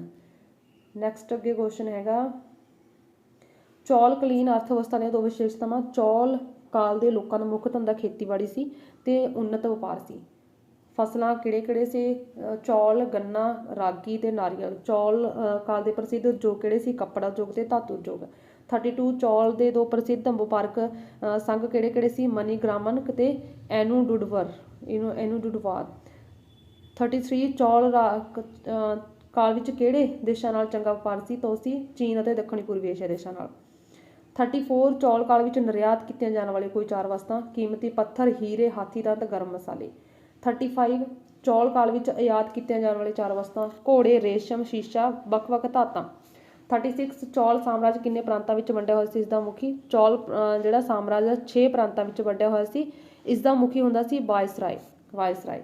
ਅੱਗੇ ਹੈਗਾ 37 ਚੌਲ ਰਾਜ ਦੇ ਸਮੇਂ ਪ੍ਰਾਂਤ, ਖੰਡ, ਜ਼ਿਲ੍ਹਾ ਤੇ ਤਹਿਸੀਲ ਨੂੰ ਕੀ ਕਿਹਾ ਜਾਂਦਾ ਸੀ? ਹਾਂਜੀ, ਚੌਲ ਸਾਮਰਾਜ ਵਿੱਚ ਪ੍ਰਾਂਤਾਂ ਨੂੰ ਮੰਡਲਮ ਕਹਿੰਦੇ ਸੀ, ਖੰਡ ਨੂੰ ਵਲਨਾਡੂ ਕਹਿੰਦੇ ਸੀ, ਜ਼ਿਲ੍ਹੇ ਨੂੰ ਨਾਡੂ ਕਹਿੰਦੇ ਸੀ, ਤਹਿਸੀਲ ਨੂੰ ਕੋਟਮ ਕਿਹਾ ਜਾਂਦਾ ਸੀ। ਤਹਿਸੀਲ ਨੂੰ ਕੋਟਮ, ਜ਼ਿਲ੍ਹੇ ਨੂੰ ਨਾਡੂ, ਪ੍ਰਾਂਤ ਨੂੰ ਮੰਡਲਮ, ਖੰਡ ਨੂੰ ਵਲਨਾਡੂ। 38 ਚੌਲਾਂ ਦੇ ਅਧੀਨ ਗ੍ਰਾਮ ਪ੍ਰਸ਼ਾਸਨ ਉੱਤੇ ਨੋਟ ਲਿਖਣਾ। ਚੌਲਾਂ ਦੇ ਅਧੀਨ ਗ੍ਰਾਮ ਪਿੰਡਾਂ ਦਾ ਸ਼ਾਸਨ ਪ੍ਰਬੰਧ ਮਹਾਸਭਾ ਨਾਂ ਦੀ ਸੰਸਥਾ ਦੇ ਹੱਥ ਦੇ ਵਿੱਚ ਸੀ। ਇਸ ਦਾ ਮੁੱਖ ਕੰਮ ਕਾਨੂੰਨ ਬਣਾਉਣਾ, ਟੈਕਸ ਜਮ੍ਹਾਂ ਕਰਵਾਉਣੇ, ਸਕੂਲਾਂ, ਮੰਦਰਾਂ ਤੇ ਹਸਪਤਾਲਾਂ ਦਾ ਨਿਰਮਾਣ ਕਰਵਾਉਣਾ। 39 ਚੌਲ ਪ੍ਰਸ਼ਾਸਨ ਦੇ ਵਿੱਚ ਨਾਡੂ ਬਾਰੇ ਤੁਸੀਂ ਕੀ ਜਾਣਦੇ ਹੋ? ਹਾਂਜੀ, ਨਾਡੂ ਜਿਹੜੇ ਕਿ ਜ਼ਿਲ੍ਹੇ ਨੂੰ ਕਿਹਾ ਜਾਂਦਾ ਸੀ। 40 ਨੰਬਰ ਕੁਐਸਚਨ, ਉਰ ਕੀ ਸੀ? ਉਰ ਚੌਲ ਸ਼ਾਸਨ ਦੇ ਸਮੇਂ ਪਿੰਡ ਦੀ ਪ੍ਰਧਾਨ ਸਮਿਤੀ ਸੀ। ਉਰ ਭਾਵ ਕਿ ਪਿੰਡਾਂ ਦੀ ਸਮਿਤੀ ਸੀ, ਜਿਹਨੂੰ ਕਹਿੰਦੇ ਸੀ ਉਰ। ਤੇ ਇਸ ਵਿੱਚ ਪਿੰਡ ਦੇ ਆਮ ਲੋਕ ਸ਼ਾਮਲ ਹੁੰਦੇ ਸੀ ਤੇ ਇਹ ਪਿੰਡ ਦੇ ਵਿਭਿੰਨ ਜਿਹੜੇ ਸਮੱਸਿਆਵਾਂ ਸੀ ਉਹਨਾਂ ਨੂੰ ਸੁਲਝਾਉਂਦੇ ਸੀ। ਮਤਲਬ ਕਿ ਪਿੰਡ ਦੇ ਵਿੱਚ ਜਿਹੜੀਆਂ ਸਮੱਸਿਆਵਾਂ ਸੀ ਉਹਨਾਂ ਨੂੰ ਸੁਲਝਾਉਣ ਦਾ ਕੰਮ ਸੀ ਉਰ ਦਾ, ਤੇ ਇਹਦੇ ਵਿੱਚ ਆਮ ਲੋਕ ਸ਼ਾਮਲ ਸੀ। ਅੱਗੇ ਸੀ ਮਹਾਸਭਾ ਕੀ ਸੀ? ਹਾਂ, ਮਹਾਸਭਾ ਚੌਲ ਸ਼ਾਸਨ ਸਮੇਂ ਪਿੰਡਾਂ ਦਾ ਸ਼ਾਸਨ ਪ੍ਰਬੰਧ ਚਲਾਉਣ ਵਾਲੀ ਮੁੱਖ ਸੰਸਥਾ ਸੀ। ਇਸ ਦਾ ਮੁੱਖ ਕੰਮ ਪਿੰਡ ਦੇ ਵਿੱਚ ਸ਼ਾਂਤੀ ਤੇ ਕਾਨੂੰਨ ਬਣਾ ਕੇ ਰੱਖਣਾ ਸੀ। 42 ਚੌਲ ਕਾਲ ਵਿੱਚ ਕਿਸਾਨਾਂ ਤੋਂ ਕਿੰਨਾ ਭੂਮੀ ਟੈਕਸ ਲਿਆ ਜਾਂਦਾ ਸੀ? 1/6। 43 ਚੌਲ ਸ਼ਾਸਕਾਂ ਦੇ ਲਈ ਦੋ ਸੈਨਿਕ ਸੁਧਾਰ ਦਸਤੇ ਨੇ ਨੌਸੈਨਾ ਨੂੰ ਵਧੇਰੇ ਸ਼ਕਤੀਸ਼ਾਲੀ ਬਣਾਇਆ ਤੇ ਉਹਨਾਂ ਨੇ ਘੋੜਸਵਾਰ ਸੈਨਾ ਨੂੰ ਸ਼ਕਤੀਸ਼ਾਲੀ ਬਣਾਇਆ। ਇਹਦੇ ਲਈ ਅਰਬ ਦੇਸ਼ ਤੋਂ ਘੋੜੇ ਮੰਗਵਾਏ ਸੀ। ਅੱਗੇ ਹੈ 44 ਚੌਲ ਸ਼ਾਸਕ ਕਿਹੜੇ ਦੇਵਤੇ ਦੀ ਪੂਜਾ ਵਧੇਰੇ ਕਰਦੇ ਸੀ? ਸ਼ਿਵ ਤੇ ਵਿਸ਼ਨੂੰ ਦੀ। ਨੈਕਸਟ ਆ 45 ਚੌਲ ਕਾਲ ਦੇ ਵਿੱਚ ਬਣੇ ਪ੍ਰਸਿੱਧ ਮੰਦਰ ਸੀ। ਰਾਜ ਰਾਜੇਸ਼ਵਰ ਨਾਂ ਦਾ ਮੰਦਰ ਸਭ ਤੋਂ ਵੱਧ ਪ੍ਰਸਿੱਧ ਸੀ ਤੇ ਇਹਨੂੰ ਬ੍ਰਹਦੇਸ਼ਵਰ ਮੰਦਰ ਵੀ ਕਿਹਾ ਜਾਣ ਲੱਗਿਆ। ਤੇ ਅਗਲਾ ਹੈਗਾ ਜਿਸ ਨੂੰ ਰਾਜਾ ਰਾਜ ਪਹਿਲੇ ਨੇ ਬਣਵਾਇਆ ਸੀ। ਚੌਲ ਕਾਲ ਦੇ ਵਿੱਚ ਕਿਸ ਸ਼ੈਲੀ ਵਿੱਚ ਮੰਦਰਾਂ ਨਿਰਮਾਣ ਸੀ? ਦਰਾਵਿੜ ਸ਼ੈਲੀ ਦੇ ਵਿੱਚ। 47 ਚੌਲ ਕਾਲ ਵਿੱਚ ਕਲਾ ਦੇ ਪੱਖ ਤੋਂ ਕਿਹੜੀਆਂ ਮੂਰਤੀ ਸਭ ਤੋਂ ਵੱਧ ਪ੍ਰਸਿੱਧ ਸੀ? ਤਾਂ ਉਹ ਸੀ ਨਟਰਾਜ ਮੂਰਤੀਆਂ ਤੇ ਕਾਂਸੇ ਦੇ ਬਣੇ ਹੁੰਦੇ ਸੀ। ਅੱਗੇ ਆਊਗਾ ਪਾਂਡਿਆ ਰਾਜ। ਹਾਂਜੀ, ਪਾਂਡਿਆਂ ਦੇ ਕਾਲ ਦੇ ਇਤਿਹਾਸ ਨੂੰ ਤਿੰਨ ਭਾਗਾਂ ਵਿੱਚ ਕਿਹੜੇ ਭਾਗਾਂ 'ਚ ਵੰਡਿਆ ਜਾਂਦਾ? ਸੰਗਮ ਕਾਲ ਦਾ ਪਾਂਡਿਆ, ਪਹਿਲਾ ਪਾਂਡਿਆ, ਦੂਜਾ ਪਾਂਡਿਆ। ਪਾਂਡਿਆ ਦੀ ਰਾਜਧਾਨੀ ਕਿਹੜੀ ਸੀ? ਮਦੁਰਾ ਜਾਂ ਮਦੁਰਾਈ। 50 ਨੰਬਰ ਸੰਗਮ ਕਾਲ ਦਾ ਸਭ ਤੋਂ ਪ੍ਰਸਿੱਧ ਪਾਂਡਿਆ ਸ਼ਾਸਕ ਕੌਣ ਸੀ ਤੇ ਉਹ ਸਿੰਘਾਸਨ ਦੇ ਕਦੋਂ ਬੈਠਿਆ? ਤਾਂ ਉਹ ਸੰਗਮ ਕਾਲ ਦਾ ਸਭ ਤੋਂ ਪ੍ਰਸਿੱਧ ਪਾਂਡਿਆ ਸ਼ਾਸਕ ਨੇਡੂਜੈਲੀਅਨ ਸੀ ਤੇ ਉਹ 210 ਈਸਵੀ ਦੇ ਵਿੱਚ ਸਿੰਘਾਸਨ ਦੇ ਬੈਠਿਆ। ਤੇ ਅੱਗੇ ਹੈ, ਚਲੋ ਇਹਨੇ ਟਫ ਤਾਂ ਆਉਂਦੇ ਵੀ ਨਹੀਂ ਹੁੰਦੇ। ਅੱਗੇ ਦੇਖਦੇ ਹਾਂ 52 ਪਹਿਲੇ ਪਾਂਡਿਆ ਸਾਮਰਾਜ ਦਾ ਸੰਸਥਾਪਕ ਕੌਣ ਸੀ? ਇਹ ਸੀ ਕੰਡੂਗੋਨ। ਠੀਕ ਹੈ, ਇਹਦਾ ਸ਼ਾਸਨ ਕਾਲ ਸੀ 580 ਤੋਂ ਲੈ ਕੇ 620। ਨੈਕਸਟ ਪਹਿਲੇ ਪਾਂਡਿਆ ਸਾਮਰਾਜ ਦੇ ਦੋ ਸ਼ਾਸਕਾਂ ਦਾ ਦੱਸਣੇ ਨੇ ਅਰਕੇਸਰੀ, ਮਾਰਵਰਮਨ ਤੇ ਵਰਗੁਣ ਪਹਿਲਾ। ਮਾਰਵਰਮਨ ਸਿੰਘ ਪਹਿਲਾ ਕੌਣ ਸੀ? ਪਾਂਡਿਆ ਦਾ ਪ੍ਰਸਿੱਧ ਸ਼ਾਸਕ ਸੀ। 730 ਤੋਂ ਲੈ ਕੇ 765 ਈਸਵੀ ਤੱਕ ਇਹਨੇ ਰਾਜ ਕੀਤਾ। ਅੱਗੇ ਪਾਂਡਿਆ ਸ਼ਾਸਕ ਸ੍ਰੀ ਮਾਰਵਲਭ ਦਾ ਰਾਜ ਸ਼ਾਸਨ ਕਾਲ 815 ਤੋਂ 862। ਠੀਕ ਹੈ, ਦੂਜੇ ਪਾਂਡਿਆ ਸਾਮਰਾਜ ਦੀ ਸਥਾਪਨਾ ਮਾਰਵਰਮਨ ਸੁੰਦਰ ਪਾਂਡਿਆ ਨੇ ਕੀਤੀ ਸੀ। ਠੀਕ ਹੈ, ਤੁਸੀਂ ਇਹ ਛੱਡ ਵੀ ਸਕਦੇ ਹੋ, ਇਹ ਇੰਨੇ ਟਫ ਨਹੀਂ ਆਉਣੇ, ਇਹ ਕਰ ਲੈਂਦੇ ਹਾਂ। ਵਿਗਾਰ ਤੋਂ ਕੀ ਭਾਵ ਆ? ਲੋਕਾਂ ਵੱਲੋਂ ਬਿਨਾਂ ਕਿਸੇ ਮਿਹਨਤ ਤੇ ਮਜ਼ਦੂਰੀ ਕੀਤੇ ਜਾਣ ਵਾਲੇ ਕੰਮ ਨੂੰ ਵਿਗਾਰ ਕਿਹਾ ਜਾਂਦਾ। ਕਿ ਹੈ ਪਾਂਡਿਆ ਕਾਲ ਵਿੱਚ ਵਪਾਰ ਦੇ ਉੱਨਤ ਹੋਣ ਦੇ ਦੋ ਕਾਰਨ। ਵਪਾਰਿਕ ਸੰਘ ਦੀ ਸਥਾਪਨਾ, ਪਾਂਡਿਆ ਸ਼ਾਸਕਾਂ ਦੁਆਰਾ ਦਿੱਤਾ ਜਾਣ ਵਾਲਾ ਯੋਗਦਾਨ। ਹਾਂਜੀ, ਜਿਹੜਾ ਆਪਾਂ ਨੇ 9 ਨੰਬਰ ਚੈਪਟਰ ਛੱਡਤਾ ਸੀ ਦੱਖਣੀ ਰਾਜਾਂ ਦਾ ਉਥਾਨ, ਇਹਦੇ ਵਿੱਚ ਪਹਿਲਾਂ ਹੁੰਦੇ ਨੇ ਪੱਲਵਾਂ ਦੀ ਰਾਜਧਾਨੀ ਦਾ ਨਾਮ ਸੀ ਕਾਂਚੀ। ਪੱਲਵ ਖਾਨਦਾਨ ਦਾ ਸੰਸਥਾਪਕ ਕੌਣ ਸੀ? ਤਾਂ ਮੋਢੀ ਸੀ ਇਹਨਾਂ ਦਾ ਵਿਸ਼ਨੂੰ। ਠੀਕ ਹੈ, ਵਿਸ਼ਨੂੰ। ਤੇ ਇਸ ਦੀ ਸਥਾਪਨਾ ਇਹਨਾਂ ਨੇ 575 ਦੇ ਵਿੱਚ ਕੀਤੀ ਸੀ। ਅੱਗੇ ਹੈ ਨੰਬਰ 3 ਕਿਸ ਪੱਲਵ ਸ਼ਾਸਕ ਨੇ ਅਵਨੀ ਸਿੰਘ ਦਾ ਖਿਤਾਬ ਧਾਰਨ ਕੀਤਾ ਸੀ? ਤਾਂ ਉਹ ਸੀ ਪੱਲਵ ਸ਼ਾਸਕ ਸਿੰਘ ਵਿਸ਼ਨੂੰ ਨੇ ਤੇ ਇਸ ਦਾ ਭਾਵ ਸੀ ਧਰਤੀ ਦਾ ਸ਼ੇਰ। ਅੱਗੇ ਹੈਗਾ ਭਾਰਵੀ ਕੌਣ ਸੀ? ਭਾਰਵੀ ਜਿਹੜੇ ਕਿ ਸ਼ਾਸਕ ਸਿੰਘ ਵਿਸ਼ਨੂੰ ਦਾ ਦਰਬਾਰੀ ਸੀ ਤੇ ਉਹਨੇ ਕੀਰਤਨ ਨਾਂ ਦੇ ਗ੍ਰੰਥ ਦੀ ਰਚਨਾ ਕੀਤੀ ਸੀ। ਅਗਲਾ ਹੈਗਾ ਪੱਲਵ ਵੰਸ਼ ਦਾ ਸਭ ਤੋਂ ਮਹਾਨ ਰਾਜਾ ਕੌਣ ਸੀ? ਮਹਿੰਦਰ ਵਰਮਨ ਪਹਿਲਾ ਸੀ। ਪੱਲਵ ਵੰਸ਼ ਦਾ ਸਭ ਤੋਂ ਮਹਾਨ ਸ਼ਾਸਕ ਪ੍ਰਸਿੱਧ ਮਹਿੰਦਰ ਵਰਮਨ ਪਹਿਲਾ ਤੇ ਇਹਨੇ 600 ਤੋਂ ਲੈ ਕੇ 630 ਈਸਵੀ ਤੱਕ ਰਾਜ ਕੀਤਾ ਸੀ। ਪੱਲਵ ਸ਼ਾਸਕ ਮਹਿੰਦਰ ਵਰਮਨ ਦੁਆਰਾ ਕਿਹੜੇ ਦੋ ਖਿਤਾਬ ਧਾਰਨ ਕੀਤੇ ਗਏ ਸੀ? ਹਾਂਜੀ, ਚੈਤਕਾਰੀ ਮੰਦਰਾਂ ਦਾ ਨਿਰਮਾਣ ਕਰਨ ਵਾਲਾ, ਵਚਿੱਤਰ ਚਿੱਤਰ ਭਾਵ ਕਿ ਅਦਭੁਤ ਰੁਚੀਆਂ ਵਾਲਾ। ਨੰਬਰ 7, ਕਿਸ ਪੱਲਵ ਸ਼ਾਸਕ ਨੇ ਮਹਾਬਲੀਪੁਰਮ ਨਾਂ ਦੇ ਮੰਦਰ ਦੀ ਸਥਾਪਨਾ ਕੀਤੀ ਸੀ? ਤਾਂ ਨਰਸਿੰਘ ਵਰਮਨ ਪਹਿਲੇ ਨੇ। ਅੱਗੇ ਹੈ ਨੰਬਰ 8, ਪੱਲਵ ਨਰਸਿੰਘ ਵਰਮਨ ਪਹਿਲੇ ਦੁਆਰਾ ਧਾਰਨ ਕੀਤੇ ਦੋ ਖਿਤਾਬ ਵਤਾਪੀ ਕੌਂਡਾ ਤੇ ਮਹਾਮਲ। ਨੰਬਰ 9, ਕਿਸ ਪੱਲਵ ਸ਼ਾਸਕ ਨੇ ਸੱਤ ਰੱਥ ਮੰਦਰ ਦੀ ਸਥਾਪਨਾ ਕੀਤੀ ਸੀ? ਤਾਂ ਨਰਸਿੰਘ ਵਰਮਨ ਪਹਿਲੇ ਨੇ। ਤੇ ਇਸ ਦੀ ਖਾਸੀਅਤ ਕੀ ਹੈ? ਮੰਦਰ ਚਟਾਨਾਂ ਦੁਆਰਾ ਬਣਾਇਆ ਗਿਆ। ਨੈਕਸਟ ਨੰਬਰ 10, ਪੱਲਵ ਸ਼ਾਸਕ ਨਰਸਿੰਘ ਵਰਮਨ ਦੂਜੇ ਦੁਆਰਾ ਬਣਾਏ ਕੋਈ ਦੋ ਪ੍ਰਸਿੱਧ ਮੰਦਰਾਂ ਨਾਲ ਕਾਂਚੀ ਦਾ ਕੈਲਾਸ਼ ਮੰਦਰ, ਮਹਾਬਲੀਪੁਰਮ ਦਾ ਸਮੁੰਦਰ ਤਟੀ ਮੰਦਰ। ਨੰਬਰ 11, ਦੰਡਨੀ ਕੌਣ ਸੀ ਤੇ ਉਸਨੇ ਕਿਸ ਪ੍ਰਸਿੱਧ ਗ੍ਰੰਥ ਦੀ ਰਚਨਾ ਕੀਤੀ ਸੀ? ਦਾ ਦੰਡਨੀ ਸੰਸਕ੍ਰਿਤ ਦਾ ਪ੍ਰਸਿੱਧ ਵਿਦਵਾਨ ਸੀ ਤੇ ਉਸਨੇ ਦਸ਼ ਕੁਮਾਰ ਚਰਿਤ ਨਾਂ ਦੇ ਪ੍ਰਸਿੱਧ ਗ੍ਰੰਥ ਦੀ ਰਚਨਾ ਕੀਤੀ ਸੀ। ਅੱਗੇ ਹੈ ਨੰਬਰ 12, ਕਿਸੇ ਦੋ ਪ੍ਰਸਿੱਧ ਪੱਲਵਾਂ ਦੇ ਨਾਂ ਦੱਸਣੇ ਨੇ, ਮਹਿੰਦਰ ਵਰਮਨ ਤੇ ਨਰਸਿੰਘ ਵਰਮਨ ਦੂਜਾ। ਅੱਗੇ ਹੈ ਇਹਨਾਂ ਦੀ ਕੀ ਵਿਸ਼ੇਸ਼ਤਾ ਸੀ? ਪੱਲਵਾਂ ਦੇ ਵਿੱਚ ਸਮਾਜ ਵਿੱਚ ਬ੍ਰਾਹਮਣਾਂ ਨੂੰ ਖਾਸ ਸਨਮਾਨ ਪ੍ਰਾਪਤ ਸੀ ਤੇ ਪੱਲਵ ਕਾਲੀਨ ਸਮਾਜ ਵਿੱਚ ਔਰਤਾਂ ਦੀ ਸਥਿਤੀ ਬਹੁਤ ਚੰਗੀ ਸੀ। 14, ਪੱਲਵ ਕਾਲੀਨ ਸਮਾਜ ਦੇ ਵਿੱਚ ਔਰਤਾਂ ਦੀ ਪ੍ਰਾਪਤੀਆਂ ਕੀ ਸੀ? ਪਤੀ ਚੁਣਨ ਦਾ ਅਧਿਕਾਰ ਸੀ, ਜਾਇਦਾਦ ਦਾ ਅਧਿਕਾਰ ਸੀ। ਅੱਗੇ ਹੈ 15 ਨੰਬਰ, ਪੱਲਵ ਕਾਲ ਦੇ ਲੋਕਾਂ ਦੇ ਮਨੋਰੰਜਨ ਦੇ ਕੋਈ ਸਾਧਨ ਕਿਹੜੇ ਸੀ? ਨਾਚ, ਸੰਗੀਤ, ਸ਼ਿਕਾਰ, ਜੂਆ। ਨੰਬਰ 16, ਪੱਲਵ ਕਾਲ ਦੇ ਵਿੱਚ ਉੱਚ ਸਿੱਖਿਆ ਲਈ ਕਿਹੜਾ ਵਿਸ਼ਵ ਵਿਦਿਆਲਾ ਪ੍ਰਸਿੱਧ ਸੀ? ਕਾਂਚੀ। ਅੱਗੇ ਹੈ ਨੰਬਰ 17, ਪੱਲਵ ਕਾਲ ਦੀ ਅਰਥ ਵਿਵਸਥਾ ਮੁੱਖ ਧੰਦਾ ਖੇਤੀਬਾੜੀ ਸੀ ਤੇ ਅੰਦਰੂਨੀ ਤੇ ਵਿਦੇਸ਼ੀ ਵਪਾਰ ਸੀ। ਨੰਬਰ 18, ਪੱਲਵ ਕਾਲ ਦੇ ਵਿੱਚ ਸਰਕਾਰ ਦੁਆਰਾ ਬਣਾਏ ਮਾਲੀਏ ਦੀ ਕਿੰਨੀ ਦਰ ਨਿਸ਼ਚਿਤ ਕੀਤੀ ਗਈ ਸੀ? 1/6 ਤੇ ਇਹਨੂੰ ਨਗਦ ਜਾਂ ਫਸਲ ਦੇ ਰੂਪ ਦੇ ਵਿੱਚ ਦਿੱਤਾ ਜਾਂਦਾ ਸੀ। ਅਗਲਾ ਨੰਬਰ 19, ਪੱਲਵ ਕਾਲ ਵਿੱਚ ਅੰਦਰੂਨੀ ਵਪਾਰ ਦਾ ਸਾਧਨ ਸੀ ਵਸਤੂ ਵਟਾਂਦਰਾ, ਜਿਵੇਂ ਕਿ ਰਿਗਵੇਦੀ ਕਾਲ ਦੇ ਵਿੱਚ ਸੀ। ਅੱਗੇ ਹੈ 20 ਨੰਬਰ, ਪੱਲਵ ਕਾਲ ਦੇ ਦੋ ਪ੍ਰਸਿੱਧ ਬੰਦਰਗਾਹ ਸੀ, ਪੁਹਾਰ ਤੇ ਮਹਾਬਲੀਪੁਰਮ। 21 ਨੂੰ ਕਿਹੜੀ ਚੀਜ਼ਾਂ ਨਿਰਯਾਤ ਕਰਦੇ ਸੀ, ਮਤਲਬ ਕਿ ਬਾਹਰ ਭੇਜਦੇ ਸੀ? ਠੀਕ ਹੈ, ਸੂਤੀ ਕੱਪੜਾ, ਹਾਥੀ ਦੰਦ, ਗਰਮ ਮਸਾਲੇ, ਮੋਤੀ। ਆਯਾਤ ਜਿਹੜੀਆਂ ਚੀਜ਼ਾਂ ਲੈਂਦੇ ਸੀ? ਘੋੜੇ, ਸ਼ਰਾਬ, ਇੱਤਰ ਹੁੰਦਾ ਪਰਫਿਊਮ ਤੇ ਰੇਸ਼ਮ। ਕਿਹੜੇ ਦੇਸ਼ਾਂ ਨਾਲ ਵਪਾਰ ਸੀ ਪੱਲਵਾਂ ਦਾ? ਰੋਮ, ਯੂਨਾਨ, ਮਿਸਰ, ਬੇਬੀਲੋਨ। ਨੈਕਸਟ ਹੈ ਅੱਗੇ ਇਹਨਾਂ ਦੀਆਂ ਵਿਸ਼ੇਸ਼ਤਾਵਾਂ ਪੱਲਵ ਪ੍ਰਸ਼ਾਸਨ ਦੀਆਂ। ਪੱਲਵ ਪ੍ਰਸ਼ਾਸਨ ਦੇ ਵਿੱਚ ਰਾਜਾ ਨੂੰ ਮੁੱਖ ਸਥਾਨ ਪ੍ਰਾਪਤ ਸੀ। ਆਮਦਨ ਦਾ ਮੁੱਖ ਸਾਧਨ ਜਿਹੜਾ ਕਿ ਮਾਲੀਆ ਸੀ। ਸ਼ਕਤੀਆਂ ਕਿਹੜੀਆਂ ਸੀ? ਠੀਕ ਹੈ, ਇਹ ਪੜ੍ਹ ਲੈਣਾ। ਅੱਗੇ ਪੱਲਵਾਂ ਦੇ ਸਮੇਂ ਪ੍ਰਾਂਤ ਨੂੰ ਕੀ ਕਹਿੰਦੇ ਸੀ? ਪ੍ਰਾਂਤ ਨੂੰ ਰਾਸ਼ਟਰ ਦੇ ਨਾਮ ਨਾਲ ਜਾਣਿਆ ਸੀ ਤੇ ਪ੍ਰਾਂਤ ਦਾ ਮੁਖੀ ਹੁੰਦਾ ਸੀ ਰਾਸ਼ਟਰਿਕ ਹੁੰਦਾ ਸੀ। ਉਸ ਤੋਂ ਬਾਅਦ ਅੱਗੇ ਹੈ ਰਾਸ਼ਟਰਕੂਟ ਵੰਸ਼ ਨੇ ਕਿੱਥੇ ਤੇ ਕਦੋਂ ਤੱਕ ਸ਼ਾਸਨ ਕੀਤਾ ਸੀ? ਦੱਖਣੀ ਭਾਰਤ ਦੇ ਵਿੱਚ 800 ਤੋਂ 8ਵੀਂ ਸਦੀ ਤੋਂ ਲੈ ਕੇ 10ਵੀਂ ਸਦੀ ਤੱਕ। 8ਵੀਂ ਸਦੀ ਤੋਂ ਲੈ ਕੇ 10ਵੀਂ ਸਦੀ ਤੱਕ। ਰਾਸ਼ਟਰਕੂਟ ਵੰਸ਼ ਦੇ ਪ੍ਰਸਿੱਧ ਸ਼ਾਸਕਾਂ ਦਾ ਨਾਮ ਨੇ ਕ੍ਰਿਸ਼ਨ ਪਹਿਲਾ ਤੇ ਧਰੁਵ, ਗੋਬਿੰਦ ਤੀਜਾ ਤੇ ਅਮੋਘ ਵਰਸ਼। ਠੀਕ ਹੈ, ਤੇ ਰਾਸ਼ਟਰਕੂਟ ਵੰਸ਼ ਦਾ ਦੱਖਣੀ ਭਾਰਤ ਦੇ ਵਿੱਚ 8ਵੀਂ ਸਦੀ ਹੈ ਤੋਂ ਲੈ ਕੇ 10ਵੀਂ ਸਦੀ ਤੱਕ। ਰਾਸ਼ਟਰਕੂਟ ਵੰਸ਼ ਦਾ ਸੰਸਥਾਪਕ ਸੀ ਦੰਤੀ ਦੁਰਗ ਤੇ ਇਹਦਾ ਸ਼ਾਸਨ ਕਾਲ ਸੀ 753 ਤੇ 758। ਦੰਤੀ ਦੁਰਗ ਦੀਆਂ ਦੋ ਉਪਾਧੀਆਂ ਮਹਾਰਾਜਾਧਿਰਾਜ ਤੇ ਪਰਮੇਸ਼ਵਰ ਤੇ ਇਹਦੀ ਰਾਜਧਾਨੀ ਸੀ ਮਾਨਿਆਖੇਤ ਤੇ ਮਾਲਖੇਤ। ਰਾਸ਼ਟਰਕੂਟ ਵੰਸ਼ ਦੀ ਰਾਜਧਾਨੀ ਸੀ ਮਾਲਖੇਦ। ਅੱਗੇ ਹੈ 33, ਰਾਸ਼ਟਰਕੂਟ ਸ਼ਾਸਕ ਕ੍ਰਿਸ਼ਨ ਪਹਿਲੇ ਦਾ ਸ਼ਾਸਨ ਕਾਲ ਸੀ 758 ਤੋਂ 773 ਤੇ ਇਹਨੇ ਉਪਾਧੀ ਰਾਜ ਧਾਰਨ ਕੀਤੀ ਸੀ ਮਹਾਰਾਜਾਧਿਰਾਜ। ਕੈਲਾਸ਼ ਮੰਦਰ ਨਿਰਮਾਣ ਕਿਸ ਨੇ ਤੇ ਕਦੋਂ ਕਿੱਥੇ ਕੀਤਾ ਜਾਂ ਕਿਸ ਨੇ ਕਰਵਾਇਆ? ਹਾਂਜੀ, ਰਾਸ਼ਟਰਕੂਟ ਰਾਜਵੰਸ਼ ਦੇ ਕ੍ਰਿਸ਼ਨ ਪਹਿਲੇ ਨੇ ਕੈਲਾਸ਼ ਮੰਦਰ ਦਾ ਨਿਰਮਾਣ ਕਰਵਾਇਆ ਸੀ ਅਲੌਰਾ ਦੇ ਵਿੱਚ। ਕੈਲਾਸ਼ ਮੰਦਰ ਦਾ ਨਿਰਮਾਣ ਰਾਸ਼ਟਰਕੂਟ ਪਹਿਲੇ ਨੇ ਕਰਵਾਇਆ ਸੀ ਅਲੌਰਾ ਦੇ ਵਿੱਚ। ਕਿਸ ਰਾਸ਼ਟਰਕੂਟ ਸ਼ਾਸਕ ਨੇ ਪਹਿਲਾਂ ਕਨੌਜ ਤੇ ਅਧਿਕਾਰ ਕੀਤਾ ਸੀ? ਤਾਂ ਧਰੁਵ ਨੇ ਤੇ ਇਹਦਾ ਸਮਾਂ ਸੀ 780 ਤੋਂ ਲੈ ਕੇ 793। ਅੱਗੇ ਹੈ ਗੋਬਿੰਦ ਤੀਜਾ ਕੌਣ ਸੀ? ਗੋਬਿੰਦ ਤੀਜਾ ਰਾਸ਼ਟਰਕੂਟ ਦਾ ਸਭ ਤੋਂ ਮਹਾਨ ਸ਼ਾਸਕ ਸੀ ਤੇ ਉਹਨੇ ਕਨੌਜ ਤੇ ਸ਼ਾਸਕ ਚੱਕਰ ਯੁੱਧ ਨੂੰ ਹਰਾਇਆ ਸੀ। 37, ਰਾਸ਼ਟਰਕੂਟਾਂ ਦਾ ਮਹਾਨ ਸ਼ਾਸਕ ਗੋਬਿੰਦ ਤੀਜਾ ਸੀ ਤੇ ਇਹਦਾ ਸ਼ਾਸਨ ਕਾਲ ਅੱਗੇ।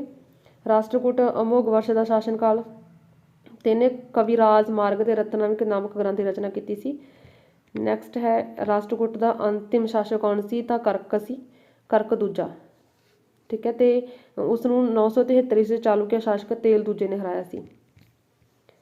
ਅੱਗੇ ਇਹਨਾਂ ਦੇ ਸ਼ਕਤੀਆਂ, ਪ੍ਰਸ਼ਾਸਨ ਦਾ ਮੁਖੀਆ ਹੁੰਦਾ ਸੀ ਪ੍ਰਧਾਨ ਸੈਨਾਪਤੀ ਹੁੰਦਾ ਸੀ। 41, ਰਾਸ਼ਟਰਕੂਟ ਪ੍ਰਸ਼ਾਸਨ ਦੇ ਯੁਵਰਾਜ ਕੌਣ ਸੀ? ਰਾਜਾ ਦਾ ਵੱਡਾ ਪੁੱਤਰ ਹੁੰਦਾ ਸੀ ਤੇ ਪ੍ਰਸ਼ਾਸਨ ਵਿੱਚ ਰਾਜੇ ਦੀ ਮਦਦ ਕਰਦਾ ਸੀ ਤੇ ਉਹ ਰਾਜਾ ਦੀ ਮੌਤ ਤੋਂ ਬਾਅਦ ਸਿੰਘਾਸਨ ਤੇ ਬੈਠਦਾ ਸੀ। ਨੈਕਸਟ ਹੈ 42, ਰਾਸ਼ਟਰਕੂਟ ਪ੍ਰਸ਼ਾਸਨ ਵਿੱਚ ਪ੍ਰਾਂਤ ਨੂੰ ਕੀ ਕਹਿੰਦੇ ਸੀ? ਤਾਂ ਰਾਸ਼ਟਰਕੂਟ ਵਿੱਚ ਪ੍ਰਾਂਤਾਂ ਨੂੰ ਰਾਸ਼ਟਰ ਕਿਹਾ ਜਾਂਦਾ ਸੀ, ਮੁਖੀਆ ਹੁੰਦਾ ਸੀ ਰਾਸ਼ਟਰਪਤੀ ਕਹਾਉਂਦਾ ਸੀ। ਅੱਗੇ ਹੈ 43, ਰਾਸ਼ਟਰਕੂਟ ਕਾਲ ਵਿੱਚ ਜ਼ਿਲ੍ਹੇ ਨੂੰ ਕੀ ਕਹਿੰਦੇ ਸੀ? ਵਿਸ਼ੇ ਤੇ ਵਿਸ਼ੇਪਤੀ ਮੁਖੀ ਹੁੰਦਾ ਸੀ। 44, ਰਾਸ਼ਟਰਕੂਟ ਕਾਲ ਵਿੱਚ ਨਗਰ ਦਾ ਮੁਖੀਆ ਕੀ ਕਹਾਉਂਦਾ ਸੀ? ਨਗਰਪਤੀ ਤੇ ਮਦਦ ਲਈ ਮਹੰਤਾਂ ਨੂੰ ਨਿਯੁਕਤ ਕੀਤਾ ਜਾਂਦਾ ਸੀ। ਅੱਗੇ 45, ਰਾਸ਼ਟਰਕੂਟ ਪ੍ਰਸ਼ਾਸਨ ਸਭ ਤੋਂ ਛੋਟੀ ਇਕਾਈ ਸੀ ਗ੍ਰਾਮ ਤੇ ਮੁਖੀਆ ਹੁੰਦਾ ਸੀ ਨਾਦ ਗਵੁੰਡ। ਠੀਕ ਹੈ, ਨੈਕਸਟ ਹੈ ਅੱਗੇ ਚਾਲੁਕਿਆ ਨੇ ਕਿੱਥੇ ਰਾਜ ਕੀਤਾ ਸੀ? ਦੱਖਣ ਦੇ ਵਿੱਚ। ਇਹਨਾਂ ਦੇ ਸ਼ਾਖਾਵਾਂ ਸੀ ਸੀ ਬਦਾਮੀ ਚਾਲੁਕਿਆ, ਵੇਂਗੀ ਚਾਲੁਕਿਆ, ਕਲਿਆਣੀ ਚਾਲੁਕਿਆ। ਤੇ ਬਦਾਮੀ ਚਾਲੁਕਿਆ ਦਾ ਸੰਸਥਾਪਕ ਕੌਣ ਸੀ? ਚਾਲੁਕਿਆ ਵੰਸ਼ ਦਾ ਸੰਸਥਾਪਕ ਪੁਲਕੇਸ਼ਨ ਪਹਿਲਾ। ਠੀਕ ਹੈ, ਪੁਲਕੇਸ਼ਨ ਪਹਿਲਾ ਕੌਣ ਸੀ? ਇਹਦੀ ਰਾਜਧਾਨੀ ਸੀ ਪੁਲਕੇਸ਼ਨ ਪਹਿਲਾ। ਚਾਲੁਕਿਆ ਦਾ ਪ੍ਰਸਿੱਧ ਸ਼ਾਸਕ ਸੀ ਤੇ ਇਹਦੀ ਰਾਜਧਾਨੀ ਸੀ ਬਦਾਮੀ ਜਾਂ ਬਤਾਪੀ। ਤੇ ਪੁਲਕੇਸ਼ਨ ਪਹਿਲਾ ਦਾ ਉੱਤਰਾਧਿਕਾਰੀ ਕੌਣ ਸੀ? ਕੀਰਤੀਵਰਮਨ ਪਹਿਲਾ। ਕਿਸ ਚਾਲੁਕਿਆ ਸ਼ਾਸਕ ਨੇ ਬਦਾਮੀ ਦੇ ਵਿੱਚ ਵਿਸ਼ਨੂੰ ਮੰਦਿਰ ਦਾ ਨਿਰਮਾਣ ਕਰਵਾਇਆ ਸੀ? ਮੰਗਲੇਸ਼ ਨੇ। ਪੁਲਕੇਸ਼ਨ ਦੂਜੇ ਦਾ ਸ਼ਾਸਨ ਕਾਲ ਸਭ ਤੋਂ ਵੱਧ ਪ੍ਰਸਿੱਧ ਸੀ ਇਹ ਪੁਲਕੇਸ਼ਨ ਦੂਜਾ, ਤੇ ਇਹ ਸੀ 610 ਤੋਂ ਲੈ ਕੇ 642 ਈਸਵੀ ਤੱਕ। ਪੁਲਕੇਸ਼ਨ ਦੂਜੇ ਦੀਆਂ ਸਫਲਤਾਵਾਂ ਤੋਂ ਨੇ ਇੱਕ ਤਾਂ ਹਰਸ਼ਵਰਧਨ ਨੂੰ ਹਰਾਇਆ ਸੀ ਤੇ ਇੱਕ ਉਸਨੇ ਕਲਾ ਤੇ ਸਾਹਿਤ ਨੂੰ ਪ੍ਰੋਤਸਾਹਨ ਕੀਤਾ ਸੀ। ਬਟ ਪੁਲਕੇਸ਼ਨ ਦੂਜਾ ਆਪ ਹਾਰ ਗਿਆ ਸੀ। ਉਹ ਹਾਰਿਆ ਸੀ ਪੱਲਵ ਵੰਸ਼ ਦੇ ਸ਼ਾਸਕ ਨਰਸਿੰਘ ਵਰਮਨ ਨੇ ਹਰਾਇਆ ਸੀ ਇਹਨੂੰ, ਪੁਲਕੇਸ਼ਨ ਦੂਜੇ ਨੂੰ, ਜਦਕਿ ਇਹਨੇ ਪੁਲਕੇਸ਼ਨ ਦੂਜੇ ਨੇ ਪਹਿਲਾਂ ਹਰਸ਼ਵਰਧਨ ਨੂੰ ਹਰਾਤਾ ਸੀ। ਪੁਲਕੇਸ਼ਨ ਦੂਜੇ ਦਾ ਦਰਬਾਰੀ ਕਵੀ ਕੌਣ ਸੀ? ਰਵੀ ਕੀਰਤੀ। ਤੇ ਉਹ ਏਹੋਲ ਦੀ ਅਭਿਲੇਖ ਦੀ ਰਚਨਾ ਕੀਤੀਆਂ ਨੇ। ਏਹੋਲ ਅਭਿਲੇਖ ਕਿਸ ਸ਼ਾਸਕ ਦੇ ਨਾਲ ਸੰਬੰਧਿਤ ਆ? ਪੁਲਕੇਸ਼ਨ ਦੂਜੇ ਦੇ ਨਾਲ ਸੰਬੰਧਿਤ ਆ, ਤੇ ਇਹਦੀ ਰਚਨਾ ਪੁਲਕੇਸ਼ਨ ਦੂਜੇ ਦੇ ਦਰਬਾਰੀ ਕਵੀ ਰਵੀ ਕੀਰਤੀ ਨੇ ਕੀਤੀ ਸੀ। ਪੁਲਕੇਸ਼ਨ ਦੂਜੇ ਦੇ ਫਾਰਸ ਦੇ ਕਿਸ ਸ਼ਾਸਕ ਨਾਲ ਮਿੱਤਰੀਪੂਰਨ ਸੰਬੰਧ ਸੀ? ਤਾਂ ਉਹ ਖੁਸਰੋ ਦੇ ਨਾਲ ਸੀ। ਪੁਲਕੇਸ਼ਨ ਦੂਜੇ ਦੀ ਮੌਤ ਨਰਸਿੰਘ ਵਰਮਨ ਨਾਲ ਯੁੱਧ ਕਰਦੇ ਹੋਈ ਸੀ। ਪੱਲਵ ਸੀ ਨਰਸਿੰਘ ਵਰਮਨ 642 ਦੇ ਵਿੱਚ। ਠੀਕ ਹੈ, ਇਸ ਲੜਾਈ ਦੇ ਵਿੱਚ ਉਹ ਹਾਰ ਗਿਆ ਸੀ। ਅੱਗੇ ਵੇਂਗੀ ਚਾਲੁਕਿਆ ਦਾ ਸੰਸਥਾਪਕ ਕੌਣ ਸੀ? ਵਿਸ਼ਨੂਵਰਧਨ ਸੀ। ਠੀਕ ਹੈ, ਨੈਕਸਟ ਵਿਸ਼ਨੂਵਰਧਨ ਕੌਣ ਸੀ? ਇਹਨੂੰ ਤੁਸੀਂ ਇੱਕ ਵਾਰ ਰੀਡ ਕਰ ਲੈਣਾ। ਵੈਸੇ ਇੰਨੇ ਟਫ ਤੁਹਾਡੇ ਮਾਈਂਡ 'ਚ ਵੀ ਨਹੀਂ ਰਹਿਣੇ, ਬਟ ਇੱਕ ਵਾਰ ਜ਼ਰੂਰ ਰੀਡ ਕਰ ਲੈਣਾ ਇਹਨਾਂ ਨੂੰ।